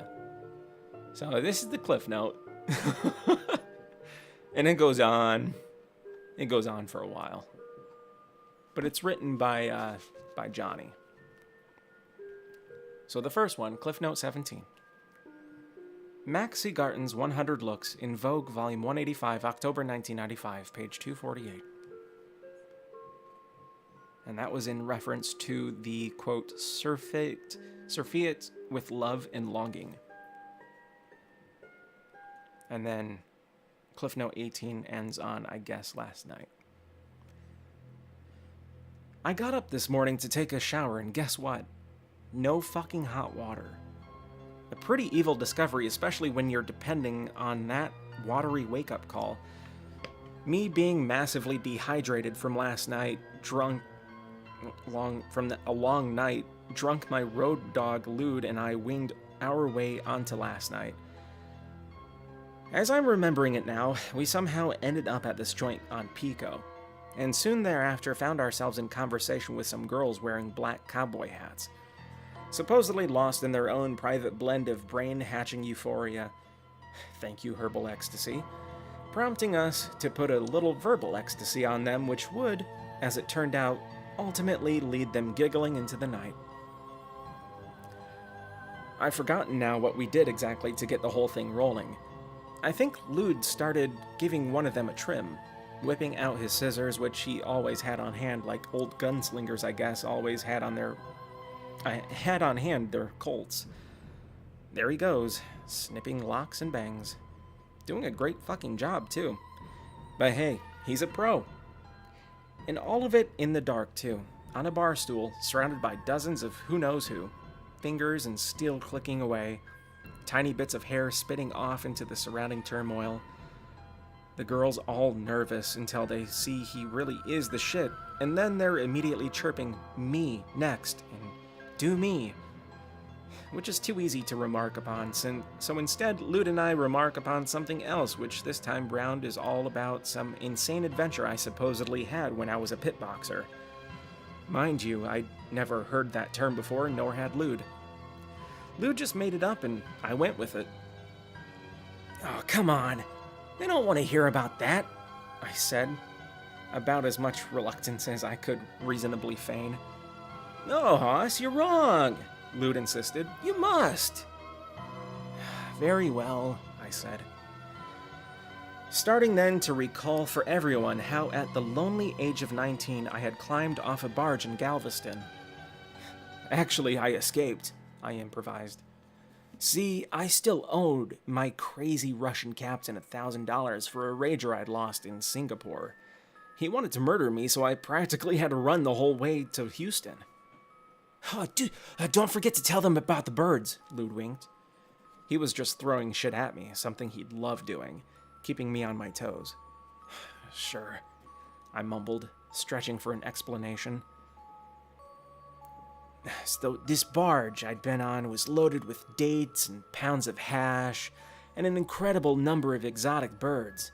All of it, of course, illegal to transport, but what did I know? It didn't exactly affect me, and anyway, I wasn't sticking around, so I reached Houston, and the first thing that happens, some twerp comes up and tries to rob me. Lude frowned. He clearly wasn't pleased with what I'd just done to his birds. I ignored him and continued. This guy just walked straight over and told me to give him all my money. I didn't have a dime on me, but I wasn't like this Weasley son of a bitch had a weapon or anything, so I slugged him. Down he went, but not for long. A second later, he pops up again, and you know what? He's smiling. And then this other guy joins in, much bigger, and he was smiling too and shaking my hand, congratulating me. They'd been searching all day for a pit boxer. Pay was for $200 a night, and apparently I just made the grade. This Weasley son of a bitch was the head interviewer. His partner referred to him as Punching Bag. By now the girls were crowding around me and Lude, sucking down more drinks and all in all falling into the rhythm of the story. Carefully I led them through the first night, describing the ring with its dirt floor surrounded by hordes of folk come to bet a few dollars and watch guys hurt themselves, hurt someone else. Gloves were not an option in this kind of fighting. Miraculously, I made it through alive. I actually won my first 2 fights. A couple of bruises, a cut cheek, but I walked with $200 in Punching Bag forked for ribs and beer, and even let me crash on his couch. Not bad. So I continued. In fact, for a whole month, I did this twice a week. See the scar on his eyebrow there? Lude pointed, giving the girls one of those all-knowing, completely over-the-top nods. Is that how you broke your front tooth? A girl with a ruby pin in her cowboy hat blurted out, though as soon as she said it, I could see she felt bad about mentioning my busted incisor. I'm getting to that, I said with a smile. Why not work the tooth into it too, I thought. After 3-4 weeks, I continued. I had enough dough to pay back the captain and even keep a bit for myself. I was pretty tired of the whole thing anyway. The fights were bad enough. And incidentally, I'd won every one, I added. Lude scoffed. But having to be wary all the time around the likes of Punching Bag and his partner, that was by far the worst aspect. Also, as it turns out, the place I was staying in was a whorehouse, full of these sad girls who, between their own senseless rounds, would talk about the simplest, most inconsequential things. I liked it better on the barge, even with the captain and his murderous moods. Well, my last night, the twerp pulls me aside and suggests I bet my dough on myself. I tell him I don't want to because I could lose. "You stupid fucking kid," he spits at me. "You've won every fight so far." "Yeah," I say. "So?" "Well, figure it out. It's not because you're any good. They've all been fixed." I find some lump, pay him $50 to swing and dive. We make a killing on the bets. You won last week. You won the week before. You'll win tonight. I'm just trying to help you out here. So, being the stupid kid I was, I bet all the money I had and walked into the ring. Who do you think was there waiting for me? I gave everyone a chance to come up with their own answer while I drained my glass of beer. But no one had a clue who I was about to fight. Even Lude was a step behind. Of course, that depends on how you look at it.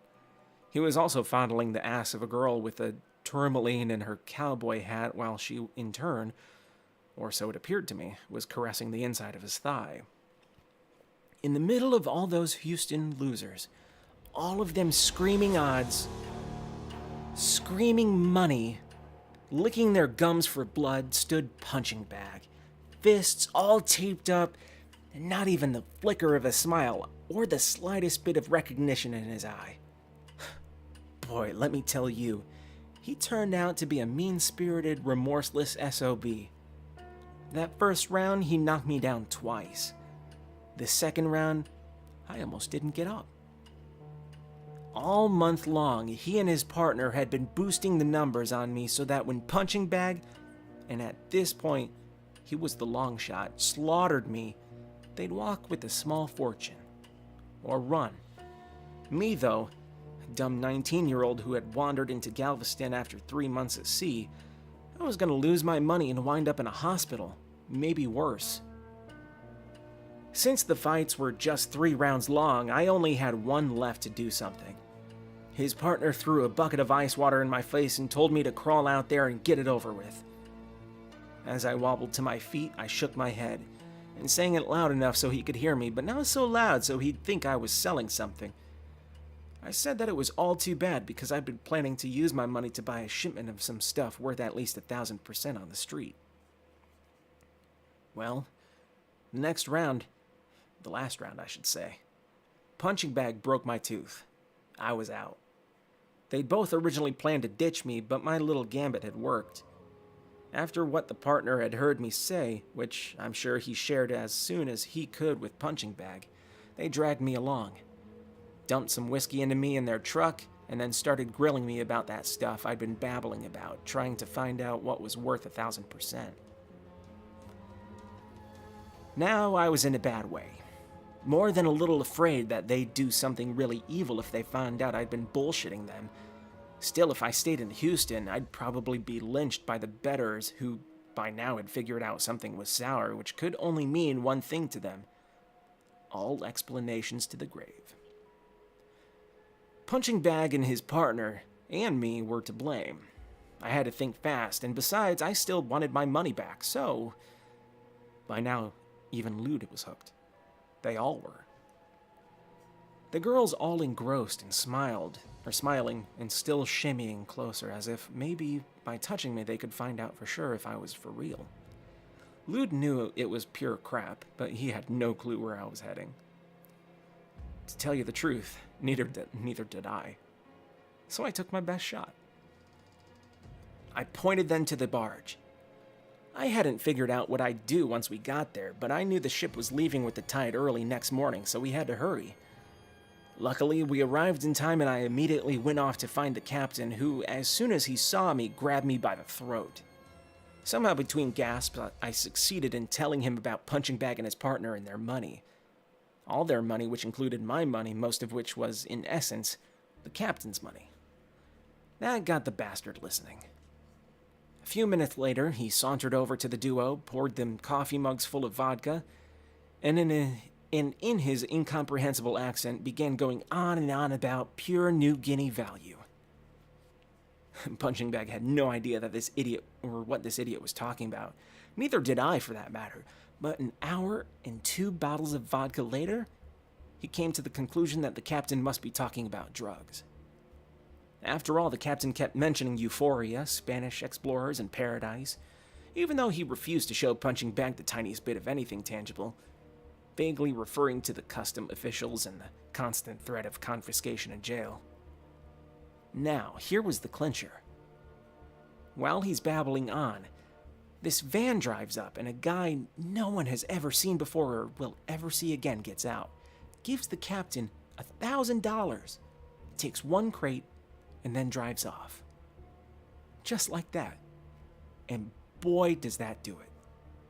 Without even examining what he's buying, Punching Bag hands over 5 Gs. The captain, keeping his word, immediately loads 5 crates into the back of Punching Bag's truck. I'm sure the twerp would have inspected them right on the spot, except suddenly in the distance we all start hearing police sirens or harbor patrol sirens or some such shit.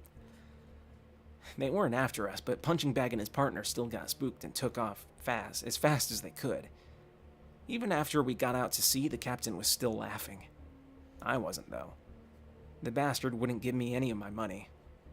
By his way of thinking, and him explaining this to me in that incomprehensible accent of his, I owed him for saving my life, not to mention transporting my sorry ass all the way to Florida, where I finally did end up going, nearly dying in a cold water place called the Devil's Ear, which is an altogether different story. Still, I wasn't so bad, especially when I think now and then about Punching Bag and his partner. I mean, I wonder what they did, what they said, and when they finally tore open all those crates and discovered all those fucking birds. Over 50 birds of paradise. A few months later, I did read somewhere how Houston police busted 2 known felons trying to unload a bunch of exotic birds at a zoo. Which was pretty much how that story ended. Or at least the story I told last night. Maybe not verbatim, but close. Unfortunately, nothing happened with the girls. They just ran off, giggling into the night. No digits, no dates, not even their names, leaving me feeling dumb and sad. A bit like a broken thermos. Fine on the outside, but on the inside, nothing but busted glass. And why I'm going on about any of this right now is beyond me. I've never seen a barge. In fact, just looking at this story makes me feel a little queasy all of a sudden. I mean, how fake it is. Just sort of doesn't sit right with me. It's like there's something else, something beyond it all. A greater story still looming in the twilight, which, for some reason, I'm unable to see. Anyway, I didn't mean to wander into all of this. I was telling you about the shower. That's what I wanted to deal with, as you probably know. Finding out that there's no warm water Finding out there's no warm water is a particularly unpleasant discovery simply because it's not something you figure out immediately. You have to let the water run a while, and even though it remains icy, part of you still refuses to believe it won't change. Especially if you wait a little longer, or open up the valve a little more. So you wait, but no matter how many minutes ran by, you still see no steam. You still feel no heat. Maybe a cold shower would have been good for me. The thought crossed my mind, but I was already too freezing to try for even a quick one. I don't even know why I was freezing. It was pretty warm in my place, even warmer outside. Not even my big brown corduroy coat helped. Later, I spotted some workers in back tackling the water heater. One of them snorting on a dirty handkerchief covered in tats. Manson, crucified on his back, told me it would be fixed by evening. It's not.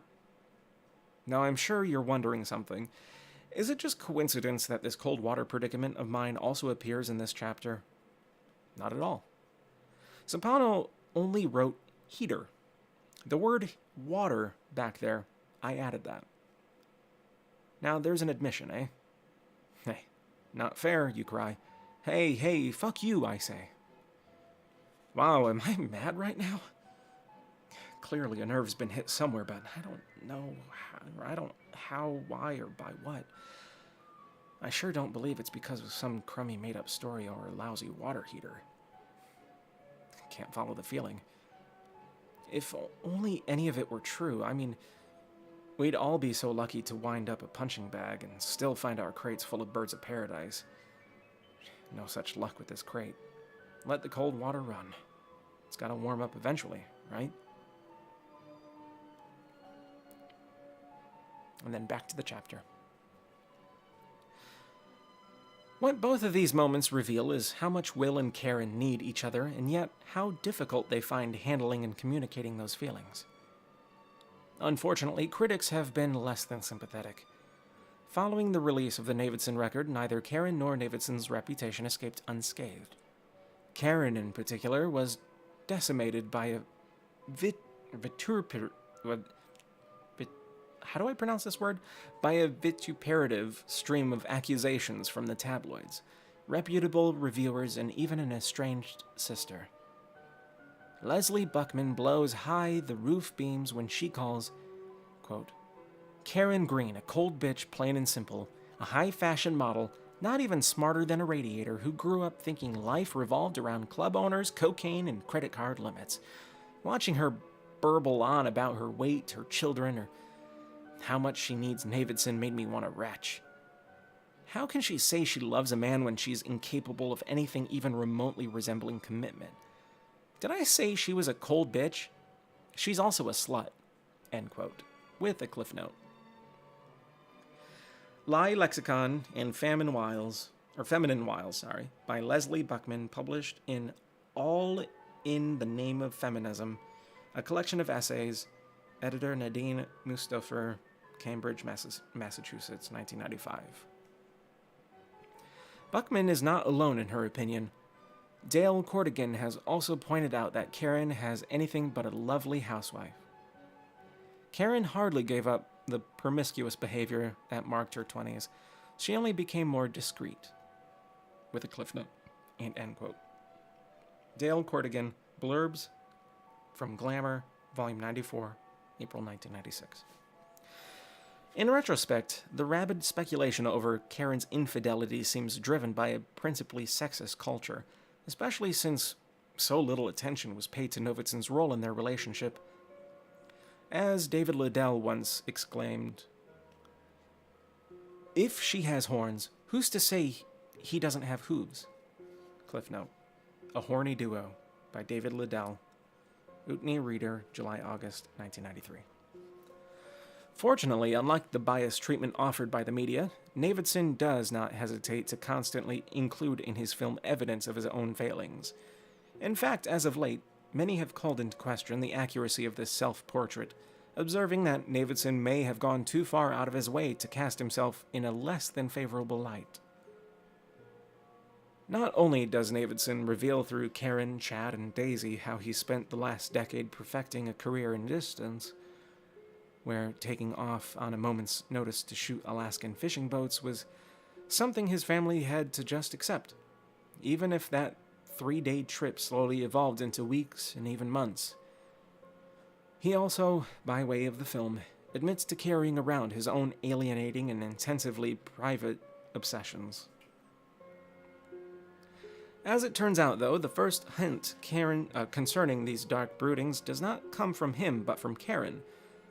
Navidson's early High 8 journal entries are so easy and mild they rarely, if ever, allude to deeper troubles.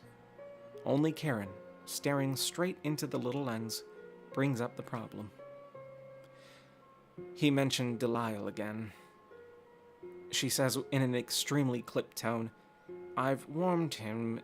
If he's not going to tell me who she is, he better damn not bring her up." Part of this move south was supposed to be about putting the past and all that behind us. He's been pretty good, but I guess he can't control his dreams. Last night, I wasn't sleeping very well. I was cold. It's the middle of May, but I felt like I was lying in a freezer. I got up to get a blanket, and when I came back, he was talking in his sleep. Delisle. Just like that, out of the blue. And I'm certain because he said her name twice, almost shouted it. End quote. As it turns out, Karen was not the only one who was kept in the dark about Delisle. Even friends and fellow fellow photojournalists who had heard Navidson use the name before never received any sort of explanation. No one had any idea who she was or why it was she haunted his thoughts and conversation like some albatross. Cliff note. Let's see. Cliff note says, since the revelation, there has been a proliferation of material on the subject. Chapter 19 deals exclusively with the subject. See also Chris Ho's What's in a Name, after image. Dennis Stakes Delisle. Jennifer Capps Delisle, Beatrice in Dulcinea. Lester Bremen's 'Tis But a Name in Ebony. And Tab Fulrest's Ancient Devotions. All of which I am assuming don't actually exist. But who knows, maybe they do. That said, while the first sequence certainly hints at a number of underlying tensions in the Navidson/Green family, all brought into relief by this chapter, it is crucial not to lose sight of the prevailing sense of bliss still evoked in those opening minutes. After a couple of nights, Chad no longer has trouble sleeping. After a couple of days, Daisy's nipped finger heals. The heater is easily repaired. Even both parrots enjoy a private moment where their hands can playfully unlock and interlock. Will finally putting his arm around Karen as she, letting out a heart-stirring sigh, rests her head on his shoulder. In fact, it is rare to behold such radiant optimism in anything these days, let alone in films. Each frame so replete with promise and hope. Navidson clearly cherishes these bucolic, near-idyllic impressions of a new world. Of course, nostalgia's role in shaping the final cut must not be forgotten, especially since within a year these pieces were all Navidson had left. Karen and the children a mere blur racing down the staircase. The pointillism of their pets, paw prints caught on the dew-covered lawn, or the house itself, an indefinite shimmer, sitting quietly on the corner of Succoth and Ash Tree Lane, bathed in afternoon light. That's the end of chapter 2. What the fuck? We have about 30 minutes left. Let me see how long chapter 3 is real quick before we continue on. Let's see, it goes from page 19 to 24. That's going to take me at least another 45 minutes to an hour to finish reading out loud. So I think we're going to leave it here. Come back to this on my next day off, perhaps, and explore the House of Leaves and see what kind of weird nonsense it has lying around. But to anybody who's watching this, to just kind of give an idea as to some of the nonsense that may be here. I'm not sure if it's actually going to show up here. But I'm going to kind of scroll through some of these pages so you can see how the font is oriented and made. There's actually one page in particular I want to try to find. Maybe a couple of them if I can find it. Let's see, page 250. Doesn't seem to show it correctly, at least in the PDF. But in the physical book, these pages, or these excerpts, I guess you could say, are weirdly spaced. And then there's like some of them inside of boxes that are written backwards. I think I mentioned that in the beginning of the video. But yeah, pretty interesting. And so far, it's a really good read.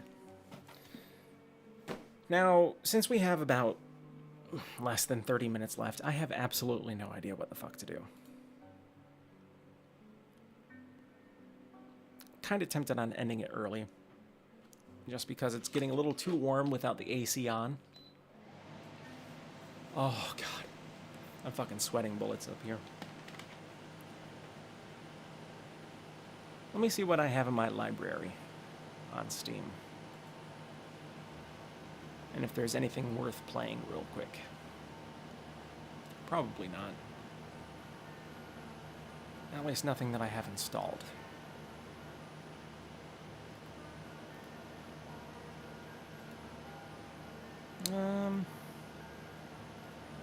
I already finished a Nero, so I'm not going to do that. Hello? Stop. Stop!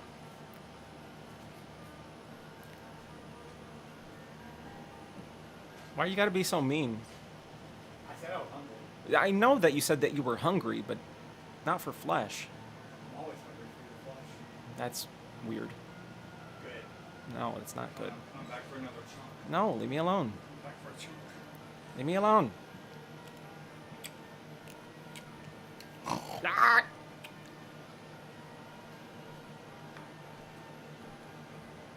Come on, Otto.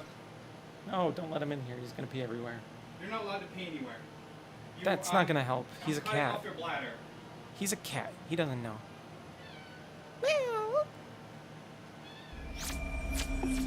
removing your bladder, sir. So Okay. you're not able to pee. Come on. Your daddy doesn't love you anymore. Exactly. I don't love him anymore.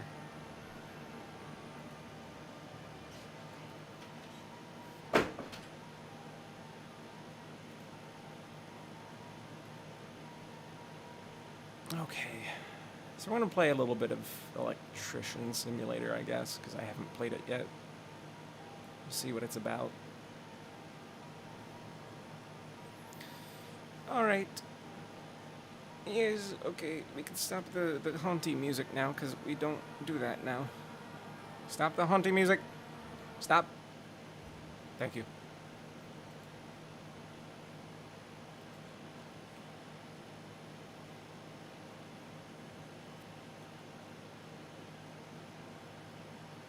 Oh, fuck. When the weather is hot like this, I should not have the AC turned off.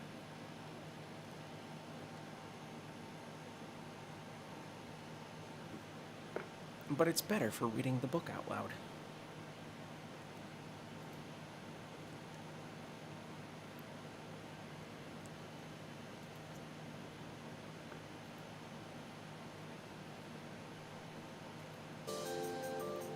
Took long enough. Wait, there's DLC? Jesus. Options, graphics. Sure. Turn that off. Turn that off.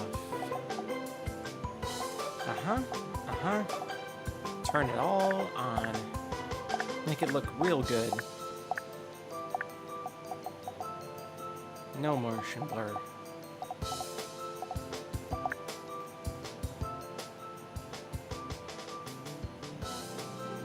That's at 20%? My volume's not even at max.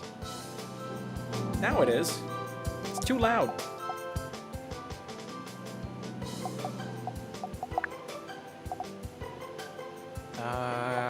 Acid.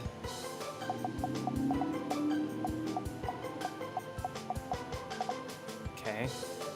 Gameplay. English. Sure. Return. New game. Yes. Open inventory. Press I. Oh, I thought I was in the game. My bad. Welcome home, kid. I mean, welcome to your house. You've managed to move out. Your mom and I are over the moon. Personally, I'm even more proud because you've decided to take over your old man's legacy. The exciting life of an electrician is ahead. Let me quickly remind you what this job is all about. In the top left corner, you can see your current tasks and jobs. It's none of my business, but can you please unpack all the junk from your car? You can test the job system that way. At the top, you can see a compass. You can find all the important objects there. For now, it will help you find the junk in your car. Last but not least, your money and reputation. Here, take this $200 pocket money. I'm in a good mood today. Aren't I the coolest dad? Each completed task will give you extra money and reputation. One day you will be a reputable electrician, just like your old man. It's dark. Box. Box, box, box, box, box, box. Great! The car is unpacked. Now go to your laptop, choose a logo and your company name, and accept your first job.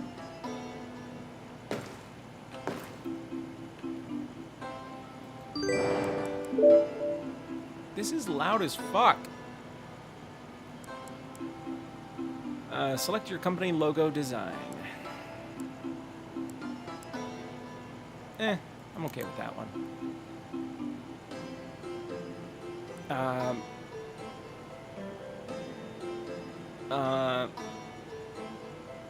Blowing fuses.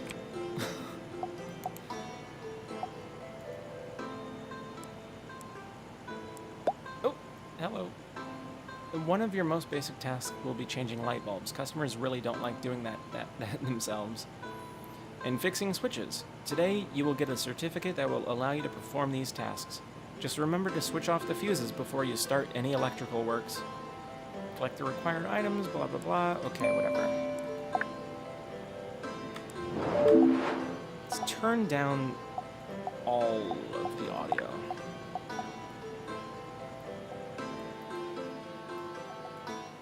Especially the music. God, the music isn't even zeroed out correctly.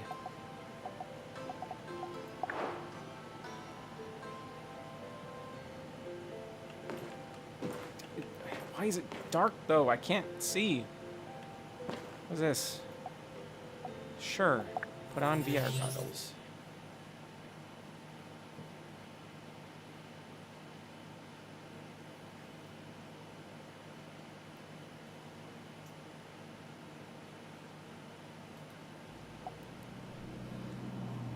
One of your most basic tasks is changing light bulbs.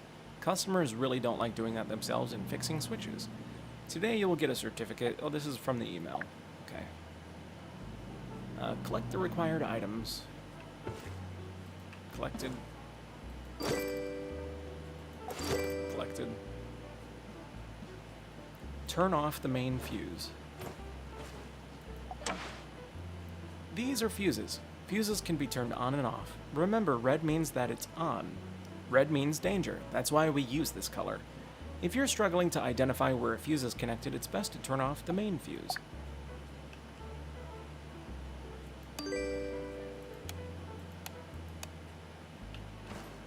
Change the bulb. You don't have to change a... You don't have to turn off a fuse to change a bulb, but okay. Interact.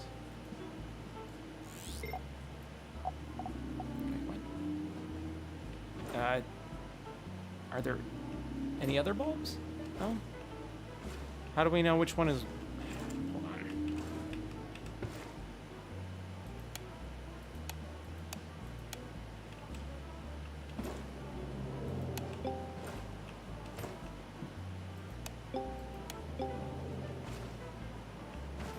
Bulbs don't even turn on, so I don't even know which one is wrong.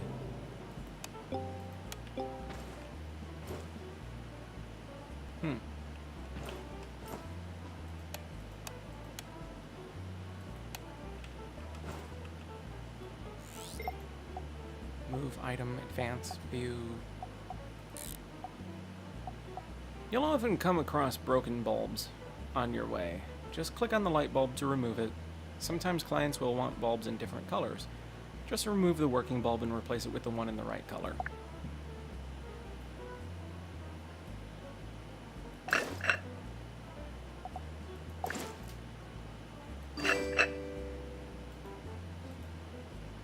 How do I go back? Escape.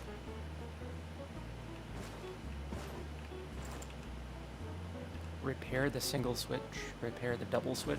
Oh, so these are fucked up, okay. Your first real job will be light switch repair. Remember, when working with electricity, turn off the fuse first. Press H on different parts of the switch to remove it. You can rotate the camera, try to remove them. Okay. It's time for something harder. Wires. We'll help you connect them to the right places for now. Just pay attention to icons and connect 2 phases, voltage and lamp, into the right holes.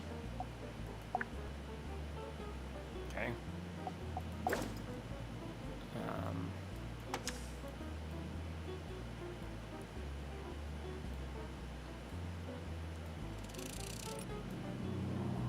Man, it's like real life.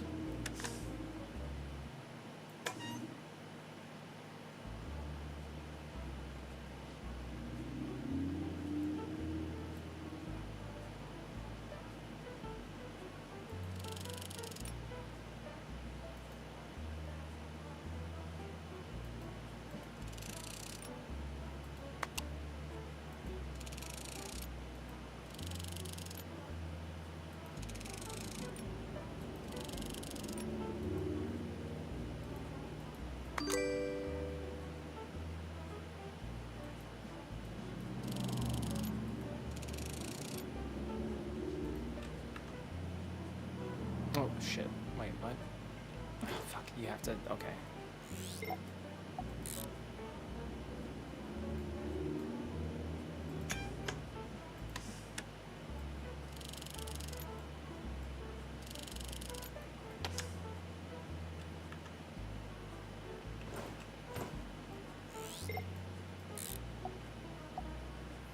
Okay, double switches are very similar to single switches. They only have 1 extra wire. Mind you, switches can be broken in various ways.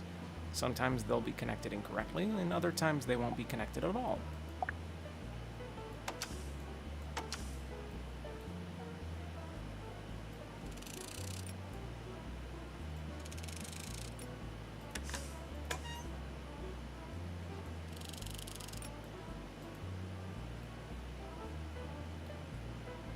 Alright, so we have lamp, lamp, electricity.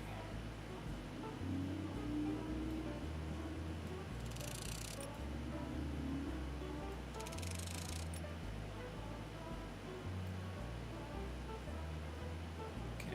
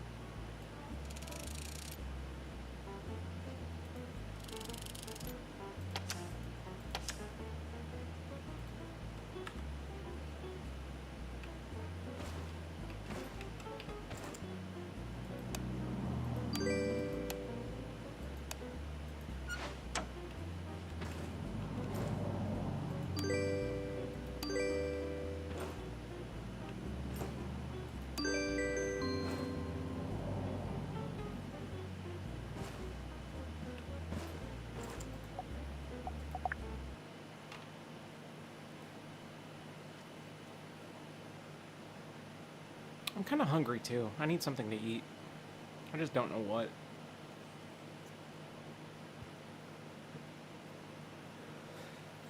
I guess I could have more lead belly. No, I need actual food. Sustenance. Your ass does not provide sustenance. It provides sexual and testicular torsion.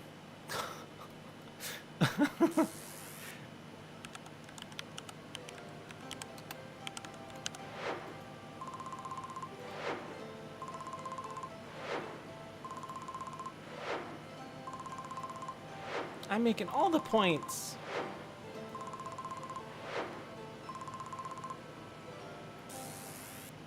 There's a timer? Jesus fuck.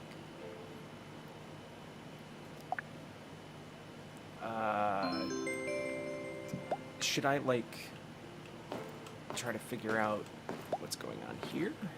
Because there's no light here.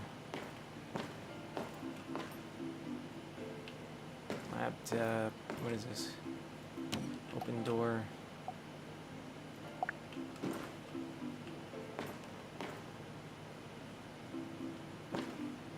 There's a guitar.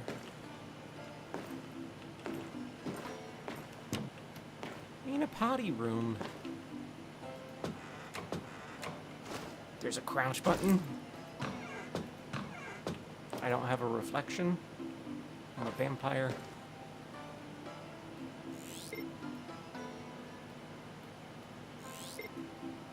That sure is a truck.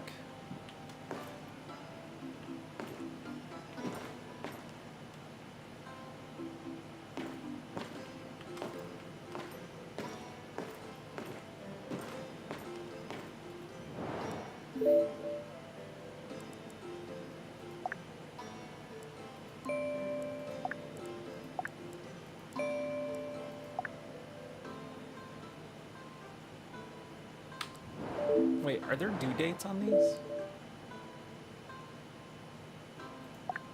No, there isn't. Okay, I wanted to turn on the light above my bathroom mirror and nothing happened. I'm no spring chicken anymore, and shaving in the dark would be difficult even for a man in his peak. I hope fixing the light switch won't be a problem. I'm not very rich and I cannot offer much for this job, but I hope you can help me anyway.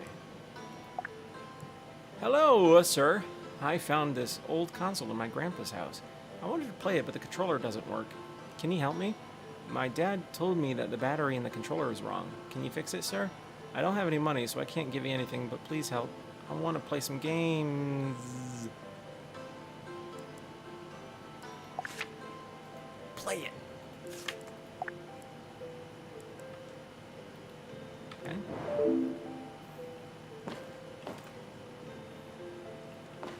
Take items needed for the job.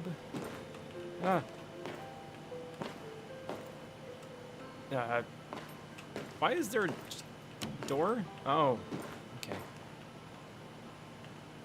I don't know what's needed for the job.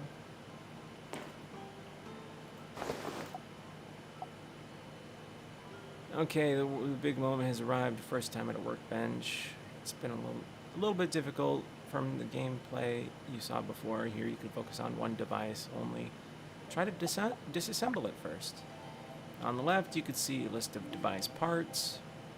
If they are good, then you're good, but if they're bad, you have to fix or replace them. Replacing may be faster, but it's also way more expensive.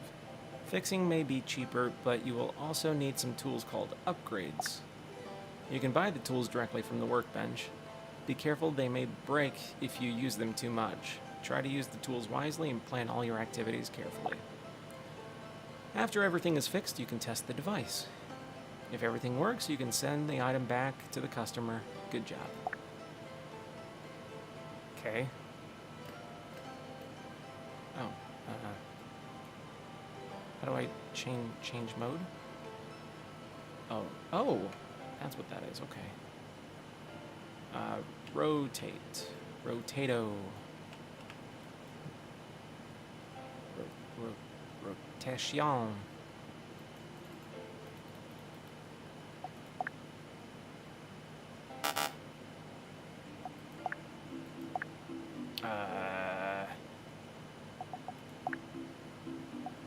No. How much money do I have? I don't even know what these are. What is this? It just says, do you want to buy the upgrade? But I don't know what it is. Sure. Okay, I have that now. I still can't... Oh, there we go. Uh-huh. Uh-huh. Uh-huh. You need a rust remover.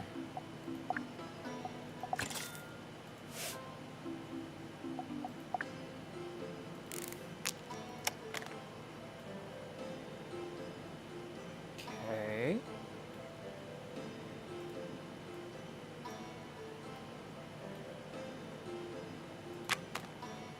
Okay, there's battery. Button's good, button's good, button's good. Good, good. So is it really the battery?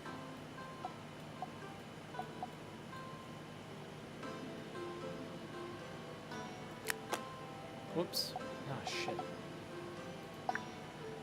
Put it back. Put it back. Ah, fuck it. It wants me to take it all apart anyway, so I might as well. The battery was... What? Okay. Whatever. It's fine. What else is there? Oh, the pads.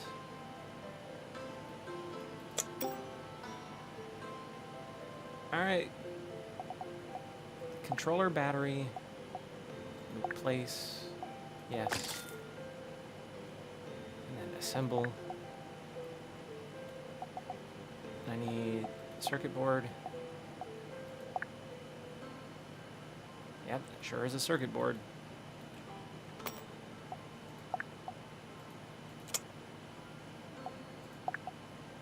Directional. Function. Option. Battery, battery, battery, battery, battery, battery, battery. There. Cable. Where'd that cable go?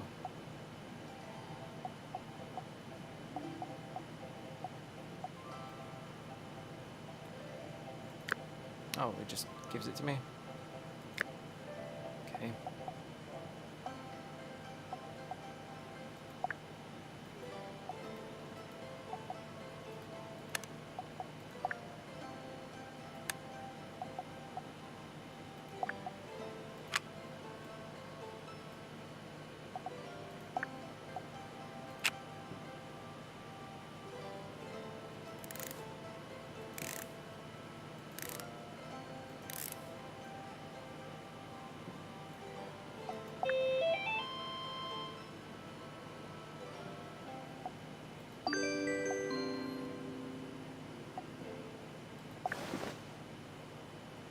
I did a thing.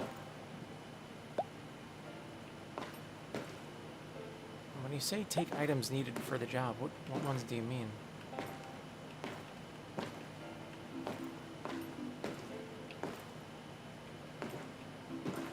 I don't see any items.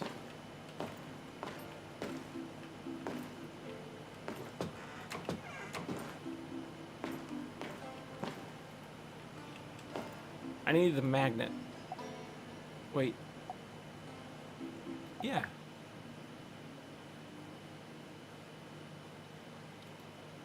Oh. Oh, I can see now. Okay. Just a random fucking lamp. Alright, let's put the lamp.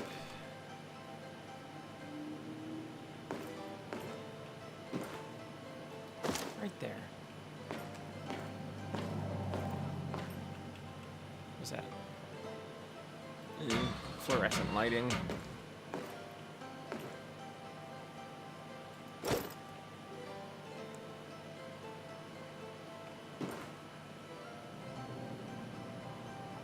What else do I need for the job?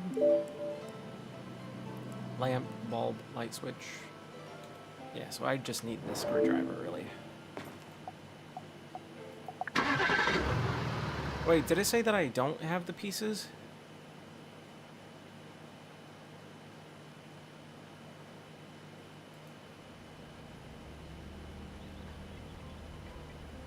Oh, fuck. Hold on.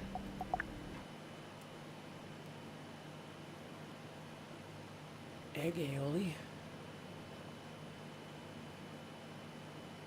It does sound actually kind of good.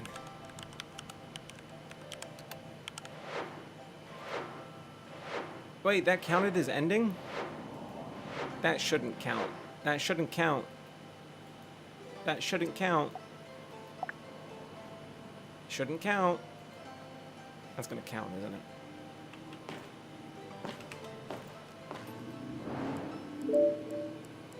There we go. Accept. Okay.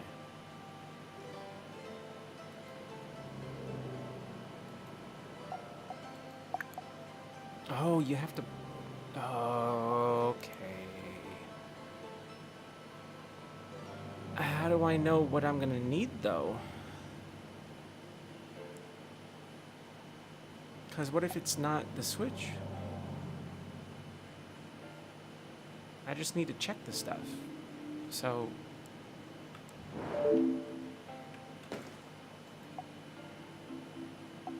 You don't have the suggested items for the contract. What are the suggested items? You don't say. Oh, there we go. Okay, I thought I had the screwdriver in my hand.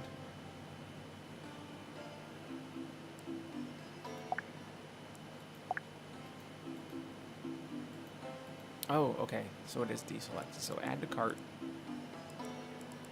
Buy all. Yes.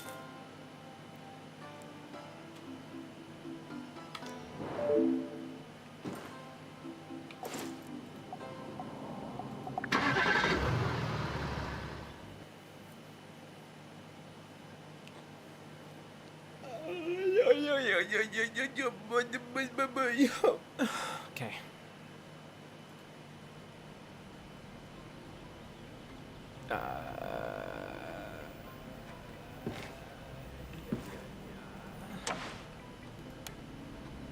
Well, I need to check it anyways, so let's test it out first.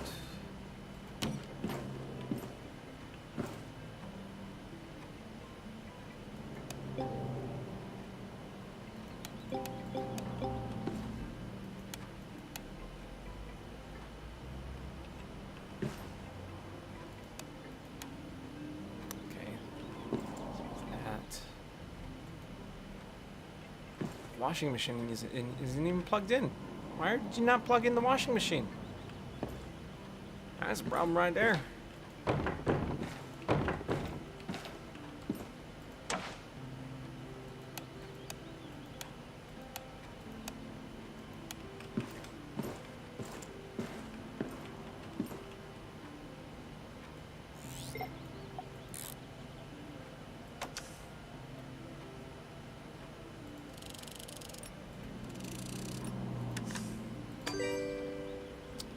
Well, that's a problem.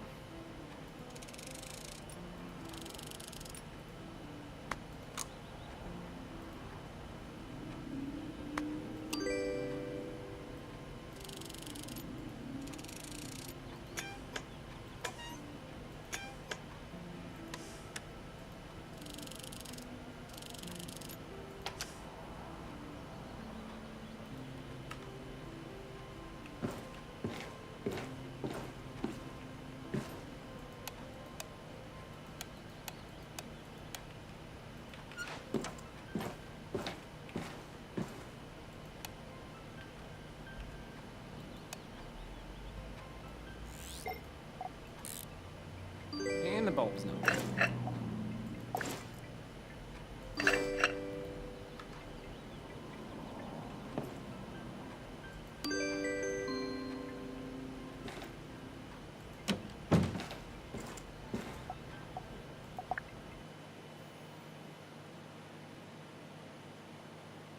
Go to bed. You go to bed. You don't tell me what to do.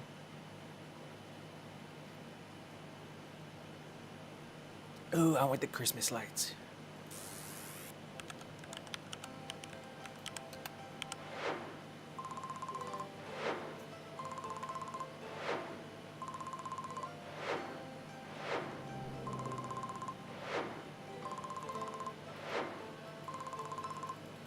Well, this game is just as calming as the computer tech sim. It's relaxing. I enjoy it. Oh, I leveled up! I don't know what that means, but I leveled up. Alright, it is after 11, so I do need to stop here. Save game. New save. Yes. Okay. Go bye-bye. Alright, it's been fun. I'll be back tomorrow with the normal stuff. I'll probably play Zelda or something. I don't know. We'll find out when tomorrow comes. In the meantime, though, thanks for stopping by. Don't do anything stupid. Or if you do, you know what? I don't care. I'm not your dad. But I like it when you call me Big Papa. Okay, bye.